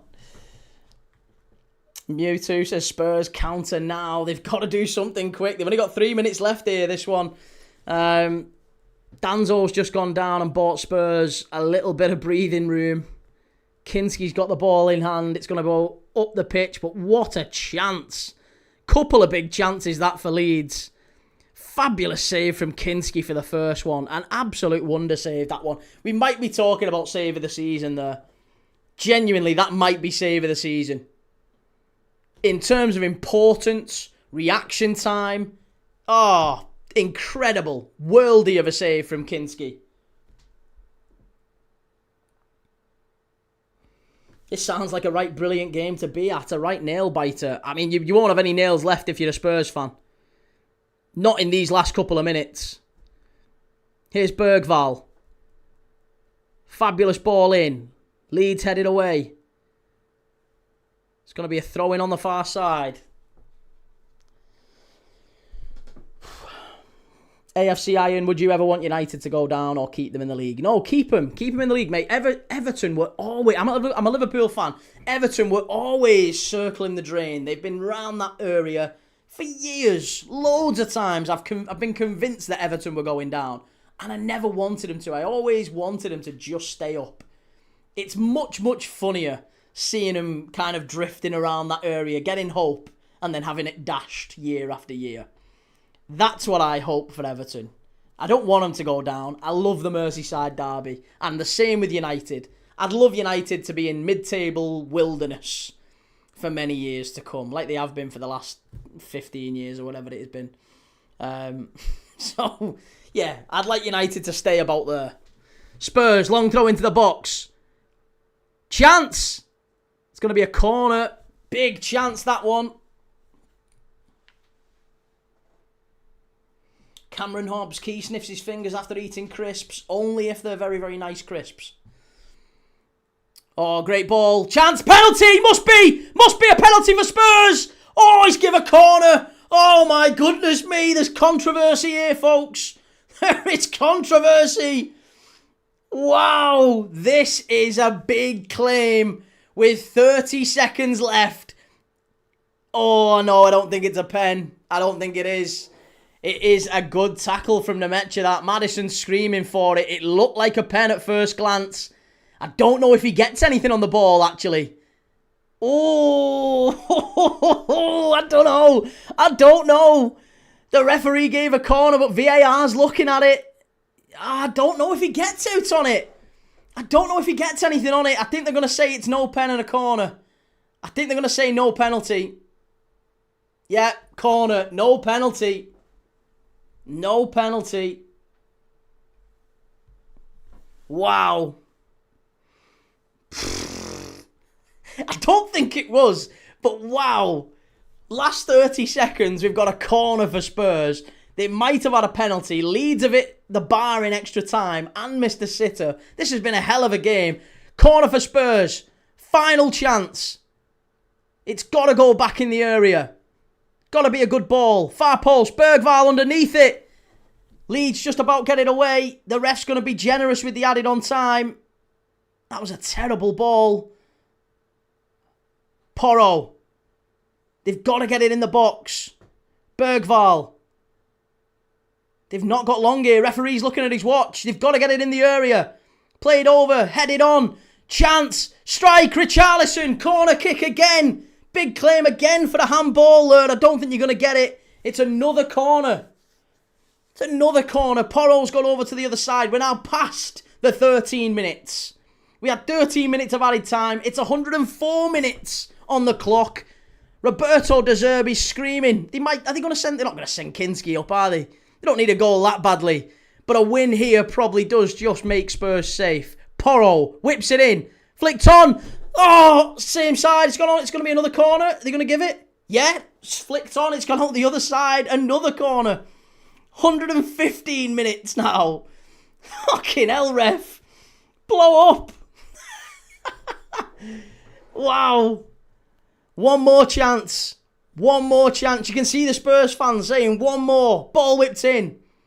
Far post. Richarlison. Cleared away again. Referee still not blowing up. Back out to the corner taker. Free kick. Free kick. No. Full time. Full time. He's blown up. That's it. He's blown up. De Zerbi's not happy. I think they were claiming a free kick there, but that's it. That is it. Well, the relegation battle rumbles on. Let's not forget that this is kind of the result that we all wanted to see as neutrals, didn't we, I guess? We want to see this race go to the wire. West Ham will feel that's a very, very decent result for them. They know they have to go and win away at St James's Park this weekend. Spurs have got to go to Stamford Bridge. I think there could be a moving of the goalposts going into that one. If West Ham go and win at St James's Park, Chelsea, listen, Chelsea have been better recently. They have been, well, they were better at Anfield anyway. Chelsea could beat Spurs and West Ham could climb out of the relegation zone with a win at St James's Park. But that goal difference, look at the goal difference. Spurs -9, West Ham -20. Imagine Spurs draw at Stamford Bridge and West Ham win at St James's Park. They would go in to the final day level on points and only separated by goal difference. I think that might be what happens, you know. I'm calling it now. Joe, I know you're a Newcastle fan in the chat, mate, but I really do think West Ham might get a win at St James's Park. We're going to do that one on Saturday night, 5:30, Newcastle v West Ham. It's going to be a hell of a game, that one. Spurs, they play Chelsea is it on Sunday, that one? Is it earlier in the day? I can't remember. No, Chelsea with the FA Cup final, aren't they? So when is that? Chelsea FA Cup final. So when do Spurs play them? When do Spurs play Chelsea? Fixtures. Oh, it's next week, innit? It's next week. It's next Tuesday. Next Tuesday, Chelsea at Stamford Bridge, 8:15. We'll do that one. Yes. Like it. Right. Lots of love, everyone. If you haven't already, do me a favour, hit like on the video on your way out. I really appreciate it. Make sure you've subscribed if you've not already. Make sure you've hit the notification bell as well so you can see when we go live. And we're going to be live every day. You know that. We're live every day. Tomorrow we're going to be in the Championship playoff semi-final between Southampton and Middlesbrough at St Mary's. We're going to go and see whether or not Southampton can make it to the playoff final against Hull. Hull surprised everyone tonight. They snuck into the playoffs on the final day ahead of Wrexham and Derby. They had a dreadful run at the end of the season, Hull. 1 win in their last 8 games. And they've somehow snuck in ahead of Millwall, who were flying all season and just about missed out on the automatics. So, Hull against maybe Southampton, maybe Borough. We'll see. Tomorrow we'll find out. Look at that save from Kinski. Wow, that is some save from Kinski. Absolutely sensational stuff. That might have just kept Spurs up. We might look back on that one as a save that kept Spurs in the Premier League. Big moment. Right, lots of love, everyone. Thank you so much. And I'll see you all tomorrow, same time, 7:45 for Southampton against Middlesbrough. Enjoy the rest of your Monday night. Catch you tomorrow. Take it easy. Ta-da.